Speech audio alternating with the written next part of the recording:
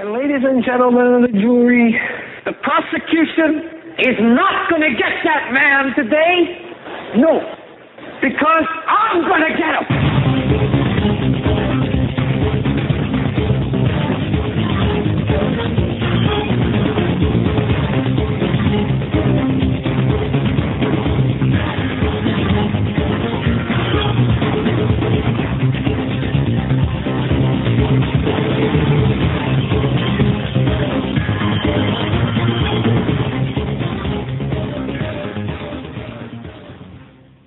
This is the Hagmann and Hagmann Report for today. It's Friday, January 25th, 2013. I'm Doug Hagmann.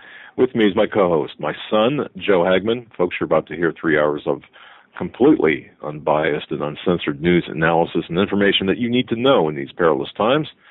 And of course, folks, we broadcast live each and every weeknight from 8 to 11 p.m. Eastern Time. You can find us on the internet. Our home base is HomelandSecurityUS.com. That's HomelandSecurityUS.com, not affiliated with any government agency. You can also watch us when we are broadcasting live on the Christians United Broadcasting Network, and we're also simulcast there, as well as a couple of other brick-and-mortar stations. I want to thank those stations for picking us up.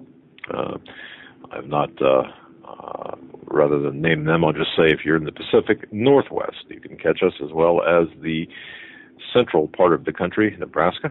We're also broadcasting on the station Nebraska. So a couple of newcomers there. We're a listener-supported show. We want to thank each and every one of you who has helped us stay on the air through your financial support, through your prayers, through your spreading of the word. I got to tell you, folks, this program is really growing, and we want to thank you so much. And I want to thank everyone for their suggestions, their emails. We read them all. Sometimes we don't have time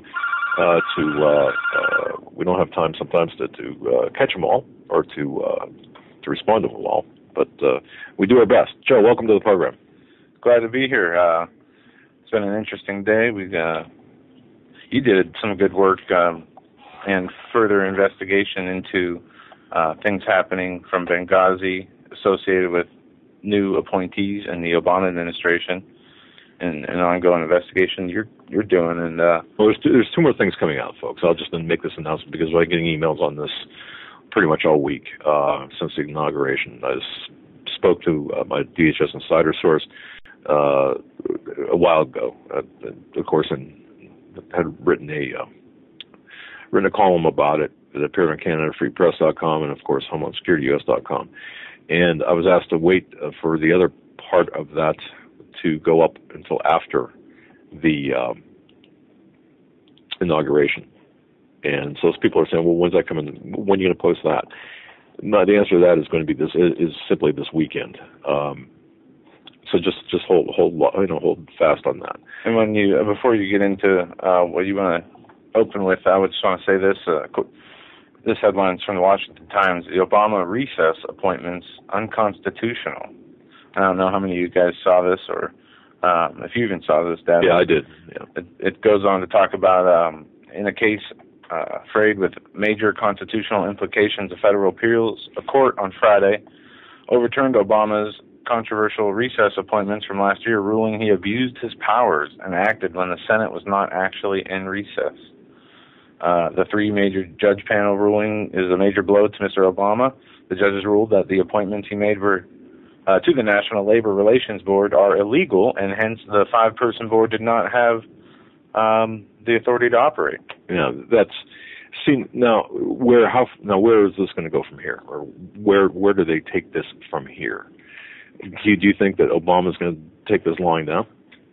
I don't think they're going to take it anywhere. They'll probably get rid of the judges and the ruling and just declare it to be null and void like they do the Constitution. Well, yeah, it's going to be an interesting issue to follow. A federal court, it's my understanding, Joe, a federal court made that ruling that because they were not in complete recess or technically in recess, that right. The appointments made unilaterally by the Obama administration are not valid. So, I'm not sure though.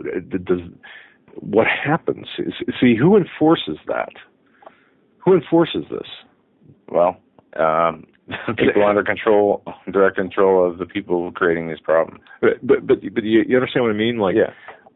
See, I just don't understand if you're gonna have. I mean, who walks into the office? The head of the consumer. What was that consumer division? The consumer department. Let's see. This was. They were like, made to the National Labor Relations Board. Right, but there were like three nominations in two different departments, perhaps.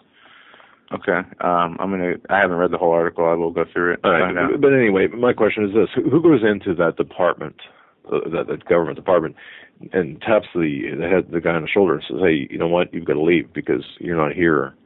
Your appointment is null and void." I mean, does this happen? And this is something that I have not seen anywhere in the media. It's not clear to me.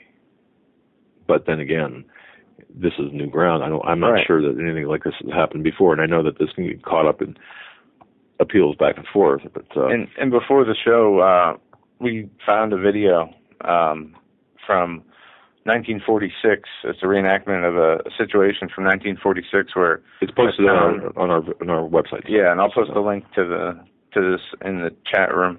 But go to HomelandSecurityGuys.com, and you can find Taking Our Country Back at the local level, something to think about. It's about the Battle of Athens in Tennessee. Tennessee, yep. And it was how World War II veterans overtook the crooked officials who stole the ballot boxes to rig them so they could continue their corruption in office.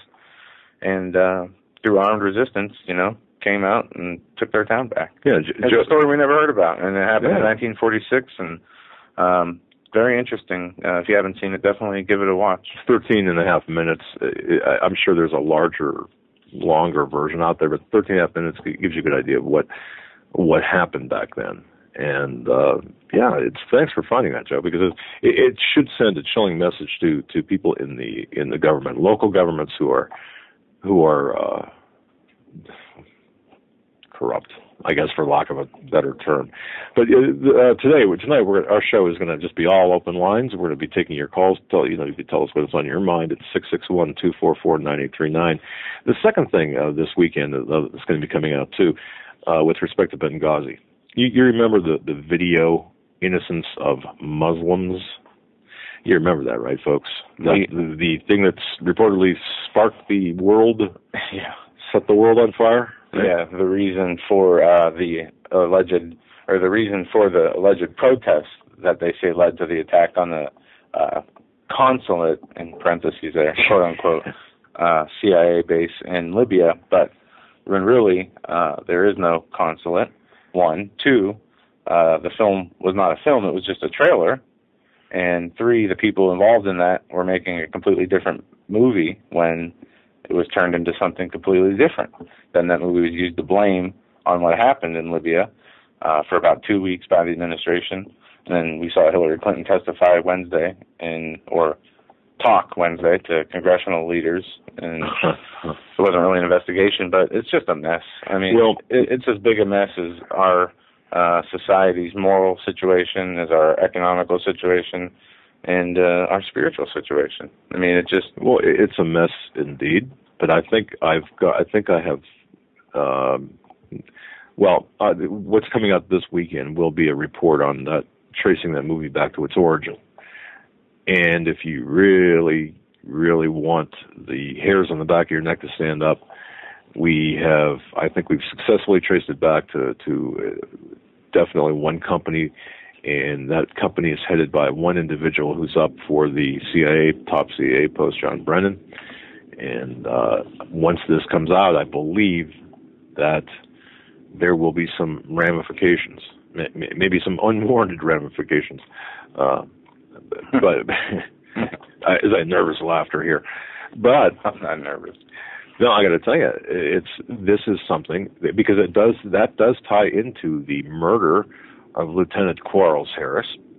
Yeah, it ties into the passport office break-in, the virtual break-in of the records of the passport office back in 2008. And why we have the new head of CIA? Why he is the new head of the CIA? Why? Why? Maybe it's people aren't just given those positions because they're good people. Could it be because it's payback? What do you think? Yeah. Hey, good job. So that's one thing. So there's two things coming out this weekend. I'm going to shoot for Sunday. I've been still. I got to tell you, folks. You get this. You get the flu, and if you have it, you might feel better. But it's like everything you do after you do feel better, it's like running through standing water. It's just, holy cow, everything's in slow motion. I was doing a lot of reading on people's comments about the flu season this year and their effects, and people say that their bodies might heal where they're not having a fever or throwing up or having flu-like symptoms, but they don't feel normal again for weeks. Yeah, I'm not sure what normal is anymore. All I can say is that it's when I guess you have to keep your brain wet. There was one of my guilty, sinful pleasures back in sometime, a while ago was watching. Was Married with Children with Al Bundy, where he there was one episode where he gave like a lot of his blood and donated a lot of his blood for money, and. He was sitting in a bar, and nothing came out of his mouth made sense, and he was seeing giraffes and stuff like that. It was funny. And he said, all you have to do is keep your brain wet. And that's true. I think, boy, with a high fever, man, I was, wow. No, a lot of people don't think, we take it for granted, the running water we have coming out of our taps, but, think about a situation where you would have to search for clean water to drink. If we had some sort of disaster that stopped the flow of goods and services, like we talk about, it's a definite possibility. We don't know what it's like to go without water and running water and plumbing, and things we take for granted on a daily basis are things half the world, wish and strive that they had, and people die because they don't have running water and plumbing and clean a way to clean themselves and things. And that's right. And that's something, folks, look, we know we're in for some bad times, and perhaps maybe we should just, sit there, when you have a moment, stop and think for a minute. I would say that a way to filter your water might be, you might want to look at some possibilities right now, whether it be like a Berkey system, or even some of those straws. You see them at survival stores or at gun shows or whatever. Yeah. No, at Dick's Sporting Goods up here, or one of those places, Gander Mountain, we have those two places. I saw there was an aisle they had things from 5-gallon portable bags, right, filter bags, to all kinds of, they have a variety now of ways to filter. And what you need to do is, do the research on what is the best methods, both for those who can't, afford to go out and buy water filters, like most of us, just to have lying around, how to do it naturally. I know charcoal, bleach, and there's different ways you can do things, boiling water. Right. But it's something we need to always remember, and can't take anything for granted anymore. Yeah, I think if we focus, for example, on one thing a week, like this week, all right, we just mentioned the water filters. Do whatever you can research-wise to figure out what best fits your needs. If you live in a trailer, if you live in an apartment building, if you live in a house, it doesn't matter. There's stuff out there for you. Research it on your own, because think about this. Now, I live in a home. Actually, my house. I've got well water still. Now, does that mean I live in the middle of nowhere? No, of course not. I live in a suburban area, but it just so happened that the previous owners to our house never hooked up to the city water, which is fine. Okay, and you can't. Our water is treated through an internal treatment system, filter system, and chlorinator and whatever, all the things that are you should have when you have a well. But the problem is, when the lights go out, so does the water. So, and we've got a very deep well. So the question is, how do you get that water in the absence of electricity out of the ground? Well, you're not going to be You're not going to be pumping it up manually. It's just too deep in the ground. There are baler buckets and what have you. You can look on the internet to make. But these are all things that while the lights are still on, while the electricity is still running, that you could probably just take a moment and whatever your situation is. So, because if you live in an apartment, it'd be very difficult to store, 500 gallons of water or whatever, just the weight, and the space it would take. So, there are certain things to think about. That water storage is one of them, and I think that you'd be good to do the research on that. That said, we have a lot of news to cover tonight, but I just want to, before we get into the news and everything, I just want to kind of go back in time a little bit, give you a homework assignment in a way. Not too far back. How many people have heard of Dr. Carroll Quigley, Professor Quigley? He was a professor of history at the Foreign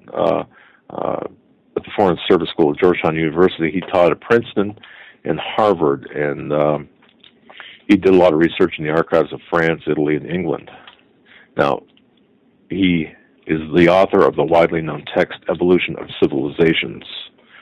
But Dr. Carroll Quigley wrote a 1,300-page book called Tragedy and Hope. I'm not sure how many people know that.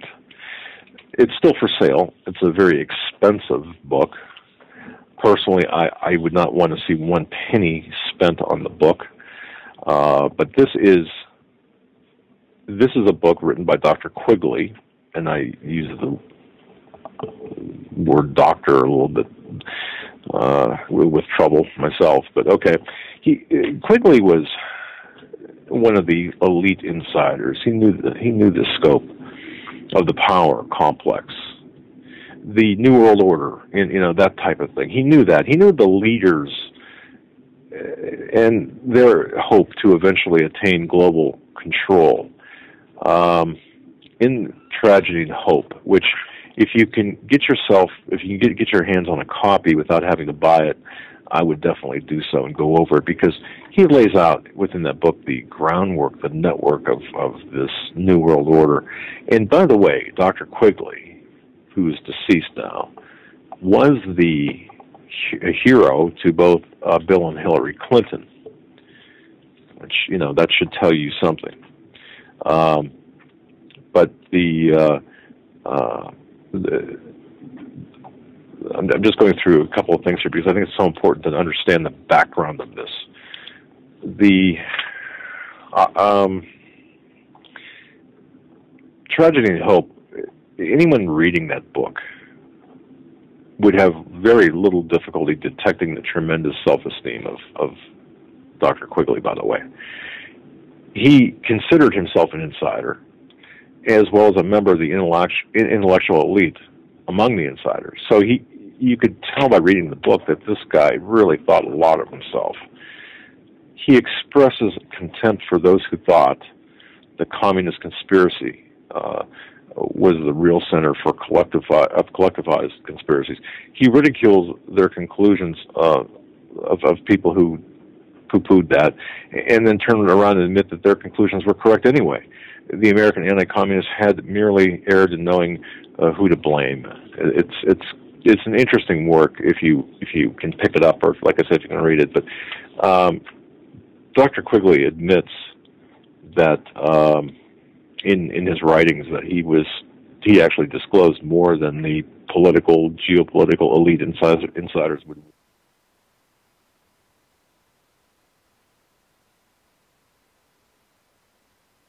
Work.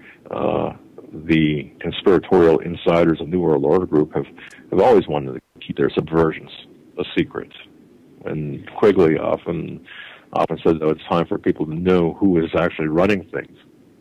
And this is where Tragedy and Hope comes into play. The real value of Tragedy and Hope is not so much as a history of the world in our time, but rather as a bold and boastful admission by Dr. Quigley that there actually exists a relatively small but powerful group of people which has succeeded in acquiring a chokehold on the affairs of just about everything that we do, the entire human race. You're just talking conspiracy theory now, aren't you? Yeah, I'm talking conspiracy. You doggone right I am. I'm calling the See Something, Say Something hotline. I got to speed dial. Well, it's because anyone familiar with the writings of the Book of Revelations knows that modern history would eventually contain the account of a gigantic complex of political and economic power, which would really cover the entire Earth. So it's the new world order. It's not the new North American order. Of course, John Patmos predicted that most of predicted that before the great messianic rule, the millennium of peace, that the human race would be subjected to a ruthless worldwide conglomerate of dictatorial authority. And that's what we're seeing right now.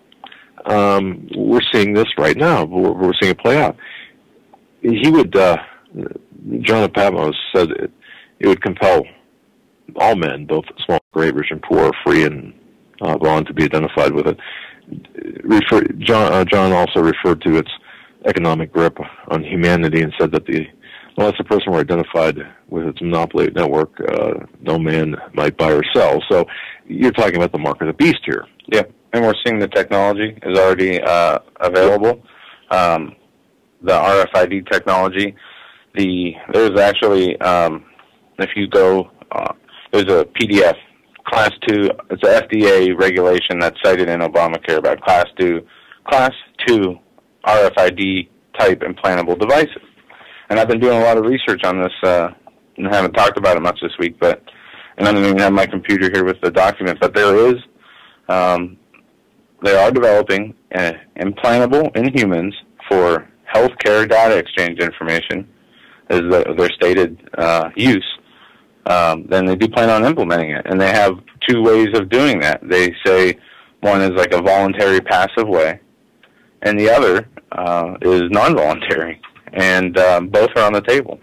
Well, the only question is, the language is so vague. I think that the real plans and orders of when to carry this out would depend on if and when something were to happen, such as an economic collapse. They could go the soft way for, hospital patients, people being in and out of the emergency room, veterans hospitals. I know I saw an article about that being implemented in veterans hospitals first. So they're going to slowly push this on the people, make it seem normal, it's okay, and they'll probably publish reports that if you're against it, you're an extremist and a terrorist. And I think we've already seen that, where they think that... Right, and we're in the time. People said, March, especially Pastor Begley, he's been one of the people who said March 23rd, and whether that date is, the start of the real soft push or something will happen and that's going to be the hard push. This is something that's going to happen. It's been prophesied about from Daniel to Revelations, and we know it's coming. And it says, those that won't receive that mark or worship the beast or the image of his name will be beheaded. And it's clear as day in the Bible.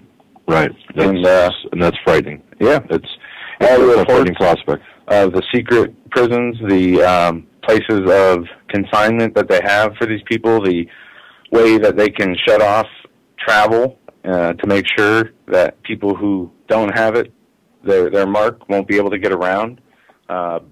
We know now that through books like Steve Quayle, everything he's talked about with the genetic Armageddon, the advancement of the nanotechnology, the spy surveillance grid equipment, and through other government documents, they already have the setup to surveil everything and anything. Your microwave, your dishwasher, your computers, your phones, all two-way communicators. Now they're coming out in the open and saying we're going to install streetlights that have two-way communications to monitor traffic, to give you public information broadcasts even. Well, if there wasn't this nefarious part of it, it wouldn't be a bad thing. Technology is not bad. It's how it's used. Right. The medical world isn't bad. Of course not. It depends on how it's used, just like you said. I mean, my wife went to the doctor today, and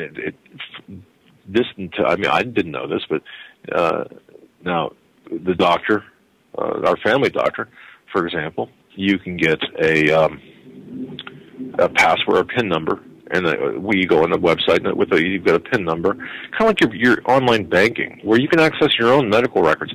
So technology in that respect is not bad. It serves a purpose. So if you need a copy of your last I don't know, whatever, X-rays or something, they're right there, or a copy of your radiology reports right there. That's a good thing. That's a tremendously good thing.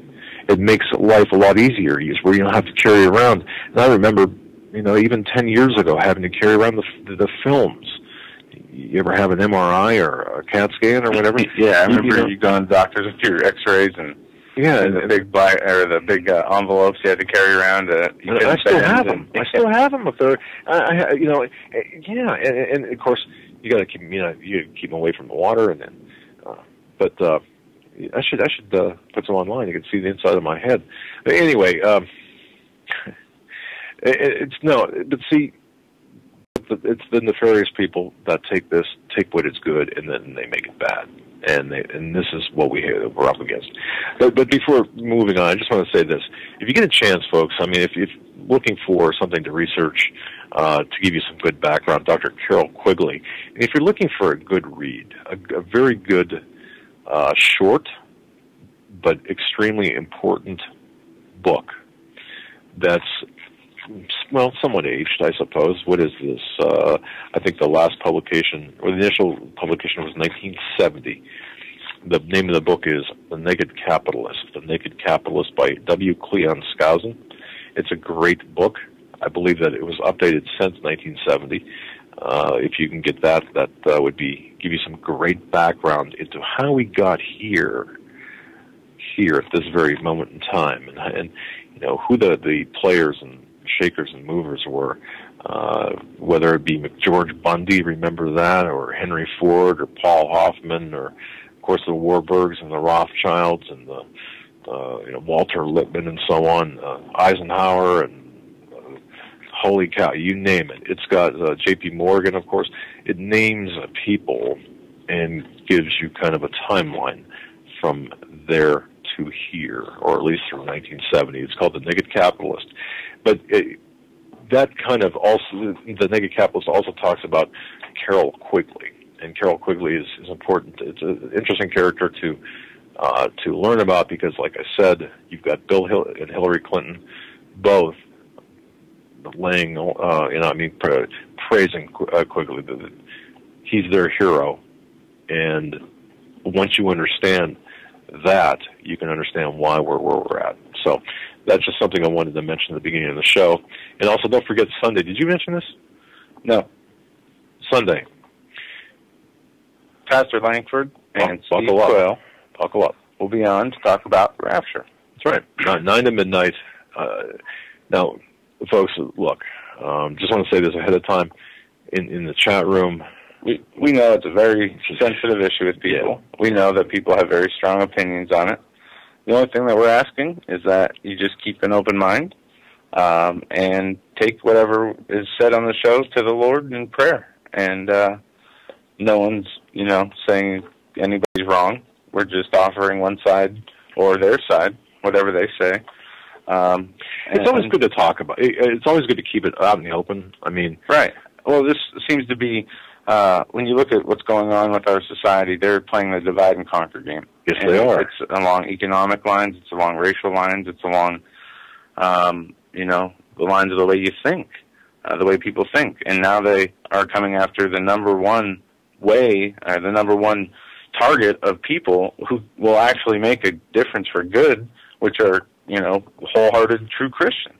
And this is a dividing issue, and it needs to be addressed, and we're not going to solve the problem, figure out anything, of course, but I shouldn't say we can't learn. We can still learn something, but everything that we hear, we have to take to the Bible and take to the Lord in prayer and find out on our own, like most things. See, and that's why, in the conversation I had with Steve Quayle, and he kind of said, look, you should address that with Pastor Langford.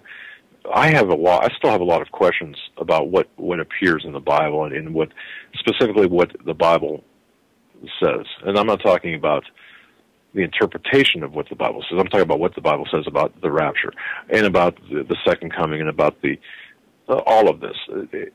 I'm not interested in any one person's interpretation, I guess. So direct me to the Scriptures. Direct me to where I need to look in the context in which I need to study this.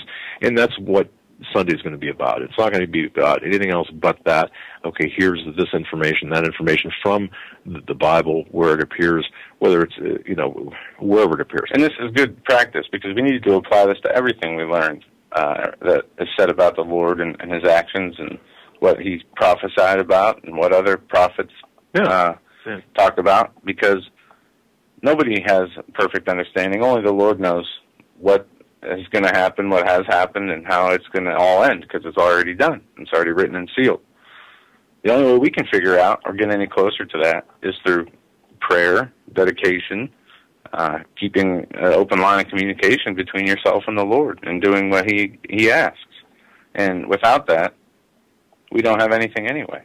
That's right. So anyway, Sunday it's going to be an interesting program. Again, the only thing I ask is in the chat room, everyone just, we always have a zero tolerance policy in the chat room, by the way, in case you haven't noticed. When it comes to name calling, being mean to each other, we don't mind debates. We don't mind disagreements. We encourage debate, or we encourage discussion, interactive discussion.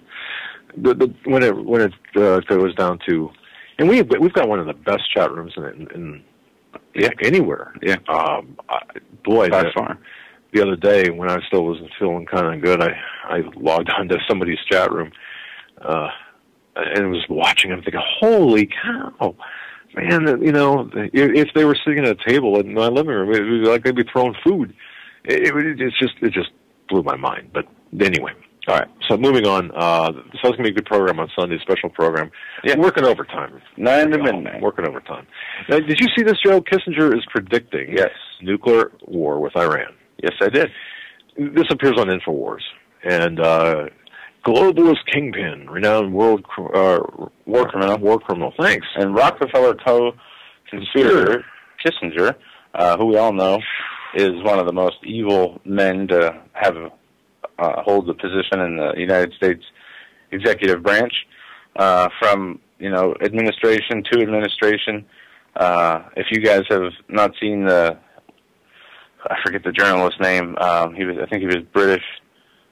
Chris something. There was a movie, a documentary even done on Kissinger and the war crimes he committed in Cambodia, and the way he plays both sides of the coin here. In the Vietnam War in Cambodia, the crimes he committed there alone, he should have been hung. But what this man did also is write the memorandum on how to create population control through starvation and control of food in 1974, the State Memorandum 200. And it's, eugenicist through control of the food supply. Right. And he is one of the, whatever you would call them, these Satanists that hold a high level of power for whatever reason, even though he's unelected, and the influence of the groups like the Trilateral Commission, the Bilderberg Group, the Council on Foreign Relations. Well, isn't this what's going on in Davos, Switzerland? Is it the Bilderberg? What's going on right now in Davos? I don't know. I saw that reference. Okay, because I thought that was where either the Trilateral Commission or Bilderbergers or whatever meeting is involved. But but he goes on to say that a crisis involving a nuclear Iran in the foreseeable future will lead to a nuclear war and a turning point in human history, according to the BBC. Well, I think any type of nuclear war would certainly lead to a turning point in human history. Yeah. Now, I wonder, however, if he is saying this or if he knows this, and folks, I'm certainly open to anyone's thoughts on this, but we know that Syria right now, we know that there's a big problem with Syria. We know that despite what Hillary Clinton had said this past week, she knows, we know, that arms are going up to Syria via Turkey and other countries. And she knows it, too. She knows. She just lies. Right. So, now, we've got Syria that's a problem. We took out Iraq and see, I don't understand. This goes back to us taking out Iraq too. Right. Well, if you go back to the Wolfowitz doctrine, you go back to the Bush era, even Bush 1, they had a plan to overthrow the Middle East nations. Correct. And it ties into the central banks. That it's a multi-agenda-driven reasons why we are. I mean, there's many reasons why we are in there. One, instituting the rest of the central banks in the Middle Eastern countries. Two, gaining control of key resources such as like the opium in Afghanistan, the oil fields in different parts of the world, the lithium, the different things that are over there. Also, destabilizing and rebuilding the nations with different leadership. And as we see today in Egypt, there are riots taking place where now the government of Egypt is killing its citizens. Now, if you'll remember, there were a few reports of this happening a few years ago. And what happened? Well, we had to get rid of Mubarak. And then there was reports of protesters being killed in Libya. Oh, we have to get rid of Gaddafi. He's murdering his citizens. Are we going to go in there and get rid of Morsi? Well, didn't we just give Morsi a $1 billion aid package, including F-16s and other weapons? Yeah, 6 protesters were killed today after heavy clashes between protesters and security forces in Egypt. Al Arabia correspondent reported on Friday 5 protesters were killed after being hit with a Karcho bullet. I think I screwed that up. In Suez City, east of Cairo, while 1 person was killed, according to Egypt's emergency services late Friday. As a massive protest took off in Egypt's President Mohamed Morsi on Friday to mark the 2nd anniversary of the revolution that ousted Mubarak and brought in the Islamist government. The country's security forces fired tear gas at protesters near the presidential palace on Friday, and there is a live feed to the protest, and Tahrir Square is full right now. They are still rioting. There's still tear gas being hurled, rocks being thrown. But this is what happens. And there's also interesting. There's a sign in Tahrir Square that read, "From Tahrir Square to the U.S. media and Muslim Brotherhood. Obama, you jerk. Muslim Brotherhoods are killing the Egyptians. So how come they guarantee you the security of Israel? Hey, Obama, your deal with the Muslim Brotherhood is unsuccessful. Obama, you idiot, keep that in mind. Egypt is not a Muslim Brotherhood. And if you don't believe that, go and see what's happening in Tahrir Square now." Yeah, there's a man holding that sign. It's a full-length body sign, if you will, and it's. Look, I don't know. Could it be? I mean, I don't know the authenticity of that sign, but it looks like it. But I do know that the authenticity of the situation in Tahrir Square, as there's live feeds on Ustream to Middle Eastern media, different. I mean, you can find them on the internet. You can go watch the live streams right now of the what's going on there, and it looks just like it did 2 years ago. Streets are full. There's chaos and people fighting. Have we thought and have we not believed that this was the intent of the Obama regime, right? Of Valerie Jarrett, of Hillary Clinton all along to do this, to cause chaos? We've reported on, the Arab Spring, as so many, talking heads from Fox News to MSNBC reported it as, spreading democracy, freeing nations. Yeah, freeing nations in order to put them underneath a more destructive and deadly tyrannical leader, freeing them for the time being where they were without a leader, those few short days or weeks. Now we can see the fruits of their works. And what is that? Now the government is more radical than the last one. We spoke about how Mubarak was more secular, how Gaddafi was more secular. They didn't allow, radical Islamists to just run freely around the country, killing Christians, throwing them in jail for converting to Christianity or unconverting from Islam. We're seeing that today, though, now. They're killing black people in Libya left and right, the Coptic Christians. They're killing anybody who is not with their radical Islam agenda. And now in Syria, we're seeing the same thing. And how many people, 30-plus thousand, almost 40,000 are reported dead now in Syria? 60,000. I mean, these people have a lot of blood on their hands, and this is a glimpse of what we'll be seeing in America. What was said about opening the portals on Inauguration Day, I truly believe that to be the case, and I think that now what we've seen for the last 5 years has been a run-up for what we're going to see for the next 4 years and beyond. That's just something that you're right. Now, we're going to be getting a lot of news, but before we do, Joe, let me, 9 o'clock last night, at 9:13 last night, I received the following email here, and I've got to tell you, I didn't catch it during the show last night, and I caught it after the show. Actually, I looked at it, and I thought, wow. I'm going to read it because just take a listen to this. I mean, it moved me beyond belief. And this is, I'm just going to give the person's first name is Stephen. Stephen, I want to thank you for sending this email, but here's what Stephen's got to say. I'm going to read it verbatim. Okay. It starts, Stephen says this: I want to first thank you for being on the air. You do what many can't fathom doing. Stand up for what you believe in and use your First Amendment to address the issues. I personally am not made of money and wish I was. I'm not your average American. I don't sit out in the sun and graze and feed what's given to me. I realize that personal interest of individuals and businesses are what create change and flow throughout the world. I would have you know that I would personally fund your show if I had the means. You and your show are the shoreline keeping the perpetual surf from flooding the land and destroying everything. Oh, Stephen, thank you very much, but I understand. But it gets better, folks. Without people like you, someone like myself might never stumble across the truth in today's manipulated society. I hope no matter what the cost, to the death, you keep fighting. For me, and all of America and the world. Now, I'm not a super religious man, but I do hope and pray that others awaken from their slumber to see the world for the way it truly is. I will tell you I believe in fate. I'm not sure I would have stumbled across you or your show if it wasn't meant to happen. Now listen to this, ladies and gentlemen.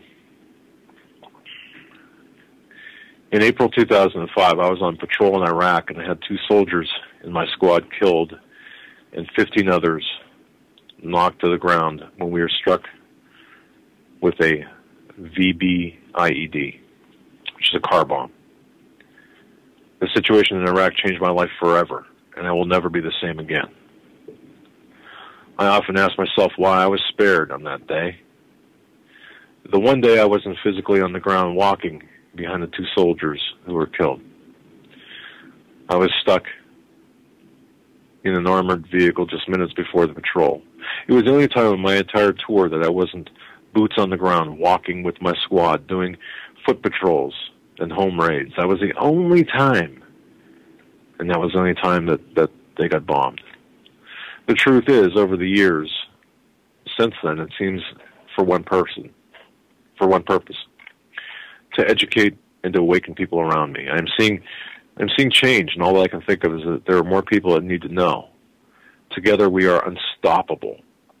I work the neighborhoods, you the towns and cities. I hope this cycle continues and the individuals like yourself and I before it's all lost. I will have you know that I advertise for you and Keith Hansen and others, talk about your shows on many occasions, introduce your sites to our family, friends, and random strangers. If topics come up in conversation, maybe one day I will get the privilege and honor to meet you. Until that day, stay healthy and keep up the hard work and keep up the fight. Remember that. One, we are nothing. Many, we are strong.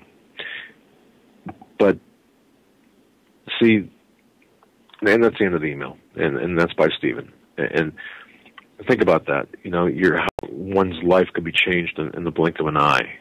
In that day, in April 2005, he was supposed to be walking where those 2 soldiers were, and for the first time he wasn't. And that's when the bomb went off and killed those 2 soldiers and knocked another 15 down. I mean, when I say knocked them to the ground, You know what I'm talking about. Yeah. But see, I think that this shows that we are all here for a purpose, and we can't squander that purpose. Steve, I want to thank you very much for your service, and just to let you know that that certainly touched me, and we're very honored to have you as a listener and as a witness to spread the word, to get the word out there, and that just really struck me when I read that. That's right. I don't know about you guys out there, the listeners, but I often found myself wondering why I was still around after things I went through, things I've done, not smart things. And I almost killed you a couple times myself. And we are here for a reason, and as long as we're alive, we have the opportunity to be saved, and that is the ultimate goal, is to help people find the Lord so they can have everlasting eternity in heaven. And, nothing on this earth is worth that, and we are a backwards society now where that once cherished, and is completely removed from our society. Yeah.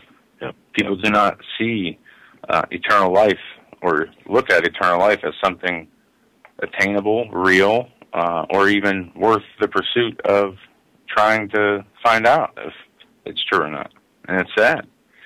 Well, and I just want to let everyone know, because the closer we get to, I shouldn't say the closer we get to the end, but as time continues, as the sand runs out of this hourglass, you're here listening to this program, you're talking to your family, you're getting looks from your family and friends, and your friends are kind of, chuckling in the corner, maybe, at you, saying, oh boy, what a piece of work he or she is, oh, here we go, we're going to talk about this again. Look, we all have to work together, and we all have to really do our best into helping others along, and they might not see it right away. And if they don't, and I wouldn't expect them to see things right away. I mean, it took me a long time to really understand what was going on, and I still don't understand everything. Believe me, far from it.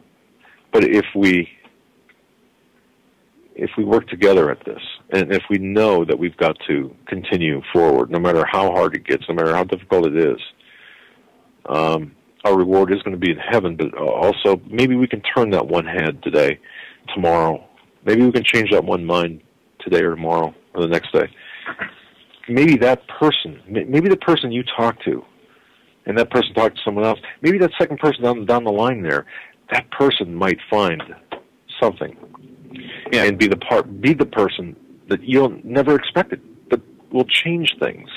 And maybe tonight, for those who feel up to it, I'd like to hear from people who have had division in their household over religious issues, how to live or raise their children, and if things have changed for the better or the worse, either way, because we do get a lot of emails and people that mention this, and we know a lot of people do have problems, and some have been rectified recently, and some are getting more complex and worse for family.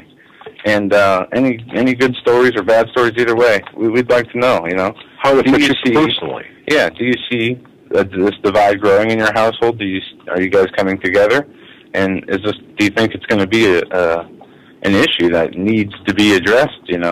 Or it could cost you your family in a way. That's just something thrown out there. So anybody that feels the need to call. Other news we're going to get into tonight. Oh, before we move on, why don't you add this to the mix too? How prepared are you at this point? And you can choose to incorporate this in your, because I think, Joe, I think maybe this might be part of it too. A lot of times we'll have preparations. For example, whether it be, firearms and ammunition or food, things that prepper would have. Have you, where are you at in the preparation scale? How do you feel you are prepared as well. And is this part of the division, or is this added to the division? Maybe you've got a basement full or a pantry full of food. They could feed a neighborhood 5 times over. And maybe your family is saying, well, you're a little nuts. Yeah. And maybe that's caused division. Yeah. I don't know. Or maybe because you have a gun or two that your family doesn't agree with. But all of these things. So we'd like to hear from you on that. I just wanted to mention that. Go ahead, Joe. No, some of the news we're going to be covering tonight, Eric Holder moves on guns. That's a headline off Drudge referring to Holder begins gun control push. My question is, when has he ever not pushed for gun control? Going back to his 1995 video where he talked about brainwashing people. But now he's coming out. Now the cloak is coming off, the mask is coming off. Now he's saying, okay, we're going to do this. Yeah, well, we have all these politicians or alleged politicians who are openly making bills like Feinstein. Her bill to ban pretty much anything that shoots more than one bullet. And it's ridiculous that it's even being entertained. I don't understand why these people aren't put on trial for treason. I don't understand how the police officers who go to work to protect these people haven't arrested these treasonous senators. Send them to the gun-free zone. Send them to North Korea to see how it's like. And these people think that there's something special about them, that if they help the administration, help the New World Satanic Order get their agenda pushed through, that they're going to be part of this, one world utopia. These people are just tools, a means to an end. They'll be removed of just like the rest of us are going to be removed of. And they don't seem to understand that, and it's sad. Also, Bill Gates hates cash. This out of Yahoo Finance. Okay. Not for the reasons you're thinking. He wants the cashless society. Oh, okay. It's time for the cashless society. I was going to say, I'm sure we'll take the names and addresses of all the listeners, give them to Bill Gates, and they can, you can equally divide his number or his money up to the listeners if he hates cash. But you're just saying that the actual physical cash. He says there would be less corruption, there would be better security, financial inclusion, cost savings, and access to new markets are the 5 main reasons why cash is bad. And we need a cashless society, probably a Bill Gates chip in our forehead. But Joe, seriously. I mean, we saw India do this. They moved to a cashless society. Now, once again, really by itself, a cashless society, if the cash or whatever, if the money is based on something. No, I don't see the two-way thing here. But they want to be able to track every single transaction, which a cashless society would do. You should have the ability to purchase things. I agree. I'm not advocating a cashless society. I understand what you mean about the technology and the convenience. Yeah, sure. You go into but with that convenience, you lose that privacy. That's right. No, and I understand that. In a perfect world, though, wouldn't it be kind of, in a perfect world? We're not promised a perfect world on this earth. I know. That's what we need to watch for. So Bill Gates, though, but what is he planning on doing? Is there an active plan on anything, or are we looking at is this just talk? Well, it goes on to say Kenya is a role model for the developing world when it comes to cashless payments. Its M-Pesa network, launched in 2007, has agents on every block, says Neil Gwenar, Chief Executive of Mercury Corps, a nonprofit that's a member of the alliance. Mercurio Cardenas, Colombia's Minister of Finance and Public Credit, said that in an interview he hopes within a year the national legislature will pass a law allowing non-banks to take in cash and electronic vouchers. The key is ensuring that people who take in the cash are as well supervised as bank tellers. We see this as the first step, and what they want to do is trade the cash, apparently, for other means of electronic transactions. Right. So he doesn't say anything other than electronic transactions. Okay. Well, we know, what that leads to, and we see them calling for banks to stop taking with the gun manufacturers, how they did the coal industry. The Obama administration. They're trying to bankrupt and through credit cards being, not processed, through banks saying, we're not going to allow you to use your money, your debit cards issued by our bank that has your money in it to buy guns, but they're really going after the manufacturers and the producers of gun stores and gun owners, and they are going to squeeze them dry, and that's their plan, is to hit them in their pocketbooks, not allow credit card transactions for guns, to back that process up, to slow it down, to hack it. Whatever they're going to do, they're going to do it. That's just one means of attack.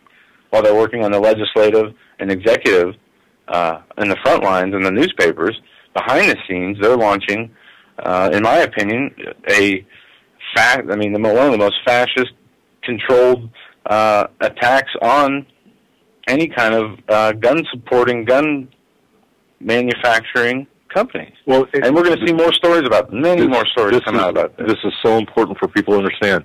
For example, Ron Emanuel demands banks not to do business with firearms manufacturers. Right. So now what you've got here, there are a lot of backdoor, and this is so important because this war is asymmetrical. These people know. These people are very good at doing this. Okay, Emmanuel's saying, look, if you as a bank or you as a lender stop doing business with firearm manufacturers, now we're seeing the insurance business doing the same thing, cutting off insurance with anyone doing business with or being a gun manufacturer. Yeah, no. Geico, that little lizard, that little green, mouthy British lizard, Geico, which they're into cutting off, been very heavily involved in cutting off insurance for people who have businesses that just do business with gun manufacturers. Yeah. This is how they're coming after us. It's not the overt anymore. It's the covert. It's the behind the scenes things that are really making us more vulnerable. And through the executive actions and orders Obama has taken, what they're doing is changing the rules and regulations for background checks. They want the National Federal Register. And in this article about Eric Holder, it talks about Obama ordered the rule change on January 16th, calling for rulemaking to give law enforcement the ability to run a full background check on an individual before returning a seized weapon. Holder is also proposing that the NICS hold onto records of denial weapon sales that are more than 10 years old. When the NICS was established, the Justice Department ordered that the records be moved to a storage facility after 10 years. Holder says it is no longer necessary. The FBI has therefore determined that the NICS own internal business operations, litigation, and prosecution purposes, and proper administration of the system. NICS shall retain denied transaction records on site, Holder wrote in a notice to be published on Monday's Federal Register. The retention of denied transaction information will enhance the efficiency of operational capabilities of the NICS. The proposed rules will give the Native American tribes access to NICS. Currently, only federal, state, and local agencies can perform these checks, which leaves out domestic dependent nations recognized by the U.S. The Justice Department isn't the only part of the administration that has been asked to take action in response to last month's school shooting. The President has ordered the Department of Health and Human Services, the Department of Education, and the CDC to get involved. See, there's that CDC overlay. There's that medical overlay coming into play once again. Now think about enhancing the background checks, making sure criminals aren't able to walk in. And I understand if you have somebody who got out of jail for a violent crime, they shouldn't be able to walk into a gun store and leave purchasing heavy artillery or Well, no, even regular rifles. Are background checks a bad thing? I don't believe they are. And I would agree that people who have violent criminal records, I think there should be an element of violence if they're not going to be denied a gun. I don't think somebody who has a criminal record for too many speeding tickets they should set up a different way of doing things, because you can it's a fine line they're walking. It says the Second Amendment shall not be infringed. It doesn't say unless they have a criminal record or unless they pose a danger to others. Well, I believe it the shall not papers be infringed. I think the Federalist Papers address the certain qualifications. Okay. I believe. Now, I could be wrong, folks. If you're out there and you know about what the papers do say about the character of someone owning a weapon under the Second Amendment. Yeah, and my biggest problem is it going to matter? I mean, look, drugs are illegal. Yeah, but they're consumed almost in every neighborhood and every street in America. We're the most drug-consuming nation in the world. Yeah, exactly. So what's it going to do? I mean, especially when the government brings in the drugs in the first place, just like the guns in Fast and Furious. Folks, you're listening to the Hagmann and Hagmann Report. First hour's gone already on this Friday edition. We're going to take your calls for the next 2 hours. 661-244-9839. Be right back. Hi, folks. Doug Hagmann here. You might know me as the co-host from the Hagmann and Hagmann Report, or as a frequent guest on Coast to Coast AM with George Norrie. If you're like me, you're tired and confused over today's headlines. You just don't know where to turn for accurate, concise information about really what's going on, what's truly going on in today's society. If you don't know where to turn for accurate, well-researched, and properly vetted news, I've got a suggestion. In fact, it's a requirement. Bookmark Canada Free Press. That's CanadaFreePress.com on the Internet. It's just not for Canada. It's for news across the world. Judy McLeod, founding editor, has put together a vast array of talented writers like Kelly O'Connell, Daniel Greenfield, Dr. Eilena Johnson-Powell, a lot of guest columnists, very talented writers. Folks, that's Canada Free Press at CanadaFreePress.com. Now mobile-friendly. Follow on Facebook, because without America, there is no free world. Survival of the fittest. In any and all situations, survival is your number one priority. That requires being tough and thinking smart. And the folks at Freeze Dry Guy are going to help you do just that. They have the long-range patrol ration entrees, what they call the brick pack. When you're in survival mode, it is absolutely the best item for your survival pack or bug-out bag. You can go farther, faster, and carry more food with the LRP cold weather ration entrees. Not only do these long-lasting, durable entrees help sustain you or your family through the harshest environment or situation, they are by far the most delicious of their kind. No contest. With a variety of tasty entrees, you can't beat the LRP brick packs. Let Freeze Dry Guy help you in your survival situations. Go to freezedryguy.com. That's freezedryguy.com. Or call 866-404-3663. That's 866-404-FOOD. You better wake up fast and listen to this, America. The Obama campaign has launched attack squads disguised as truth teams dedicated to intimidating and silencing all political dissent carried over the Internet that criticizes the Marxist Obama.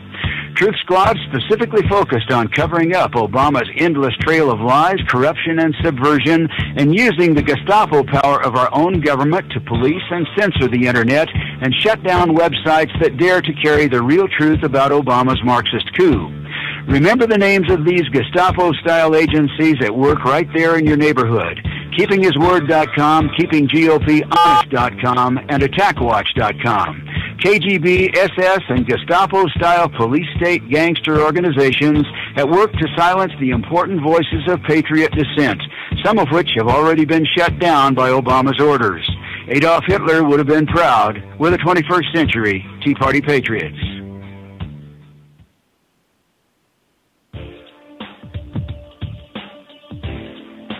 Hold on to your seat. The Hagmann and Hagmann flight is now taking off.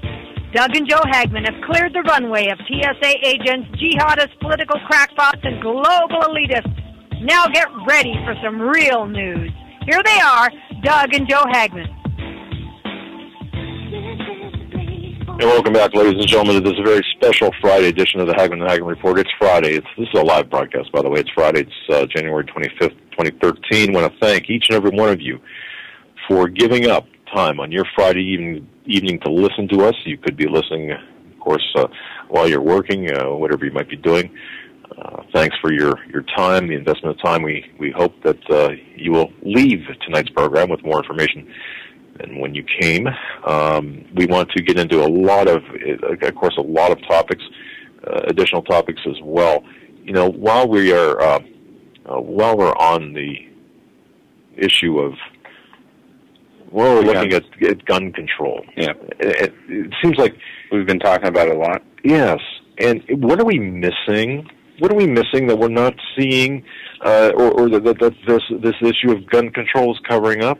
Is there something else going on in the background that we should be looking at? And Marianne had sent a couple of articles, and other people have too. Eric Rush from CanadaFreePress.com. Have you seen any of his recent articles, Joe, about China?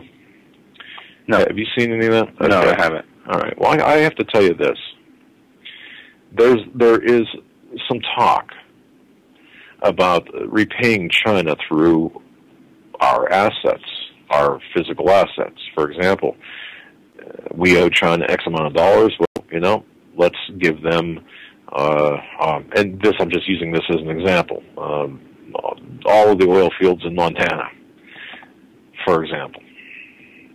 Is that what's going on? Well, Eric Rush seems to think that there could be a backdoor deal, and writes about it at CanadaFreePress.com.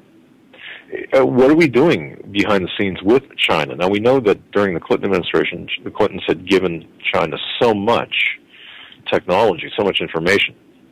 It's really incredible.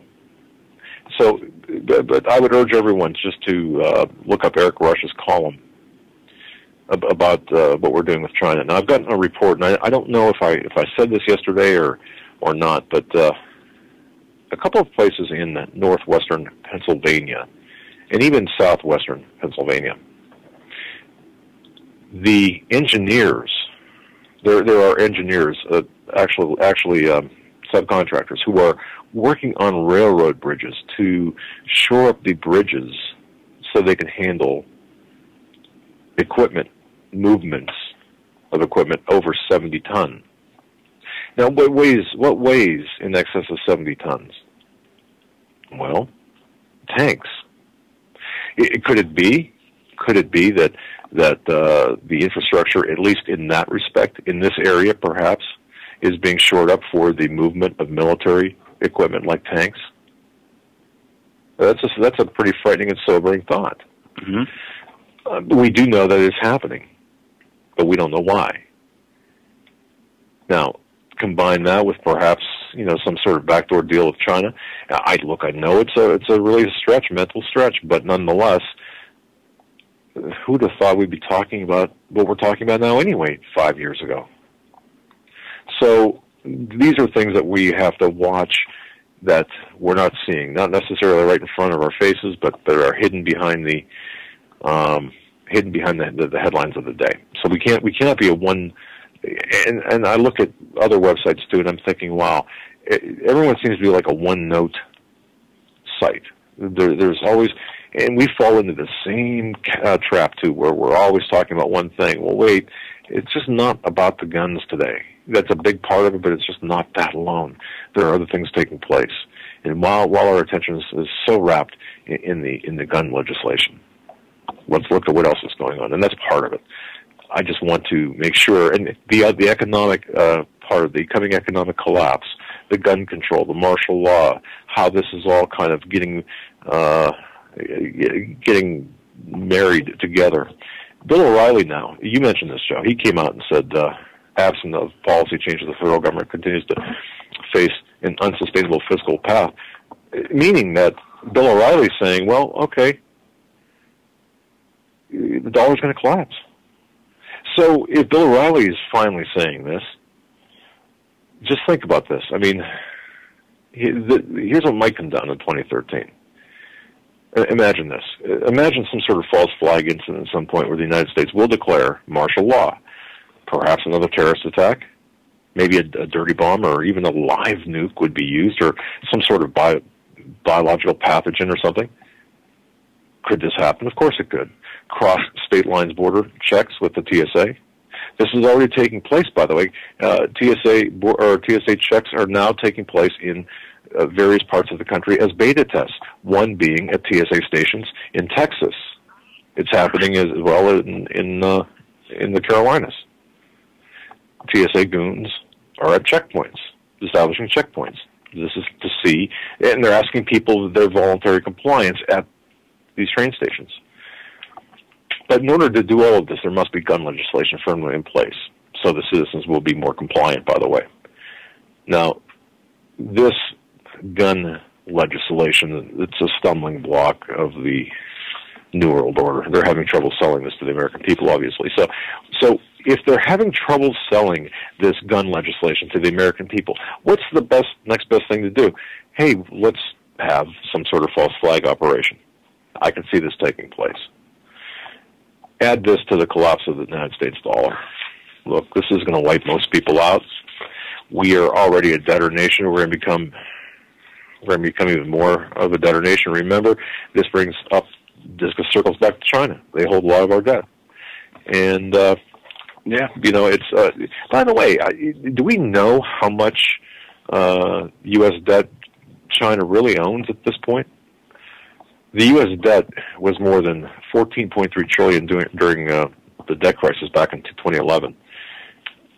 That was at the point when we reached our statutory borrowing limit, and there was warning of a potential default if the cap wasn't raised. Well, about 32 cents on every dollar, or $4.6 trillion, is owned by the federal government in trust funds for Social Security and other programs. So think about this. Who holds our debt? The largest portion of U.S. debt, 68 cents for every dollar, or about $10 trillion, is owned by individual investors, corporations, state and local governments, and yes, even foreign governments such as China. They hold our treasury bills, notes, and bonds. Foreign governments hold 46% of all U.S. debt held by the public, more than $4.5 trillion. Well, what we have in this satanic New World Order system are people like Soros and the Brzezinskis that are talking about the rise of Asia and China, and they have actually, made policies and deals to where, like NAFTA, and they're doing the Trans-Pacific, trying to do the Trans-Pacific Partnership Agreement. Correct. That's going to be one of Obama's top priorities. What they're doing is giving China our businesses, and like just an example, the toll roads in Texas. People talked about in the North American Union, the Trans-Texas Corridor.